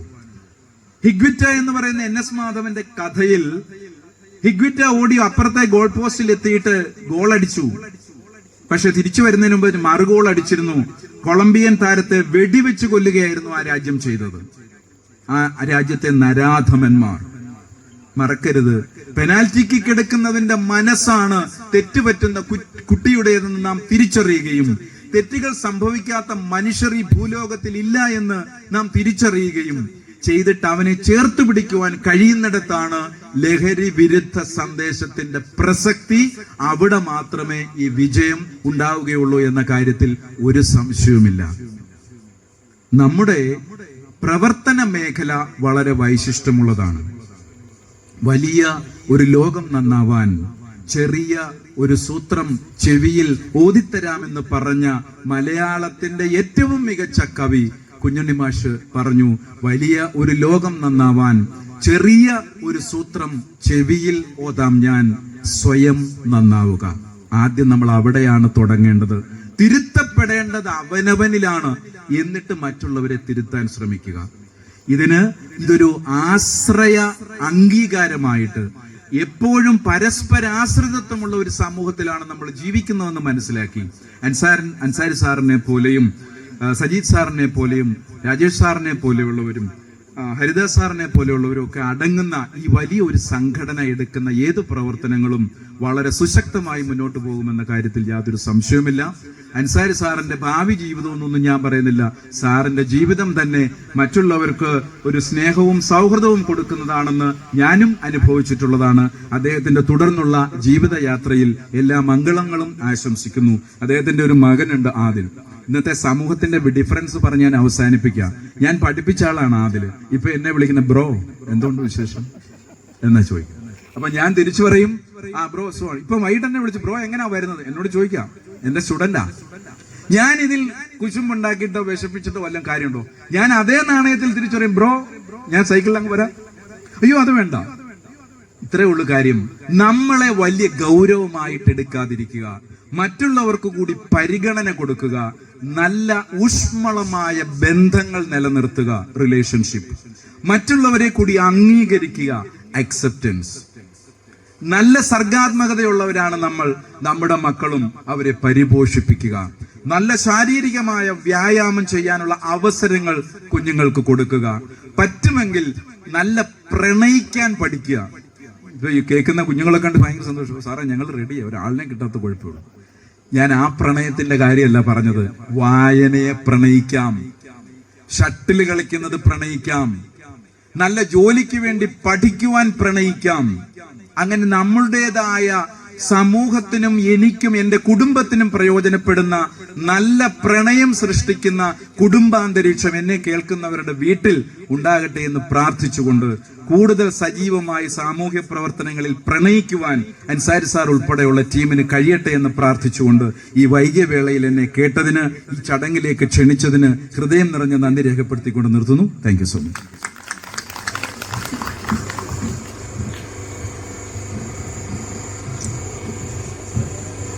അടുത്തതായി നന്ദി പറയുന്നതിനായി ആശ്രയയുടെ സെക്രട്ടറി ശ്രീ ഹരിദാസിനെ ക്ഷണിച്ചു.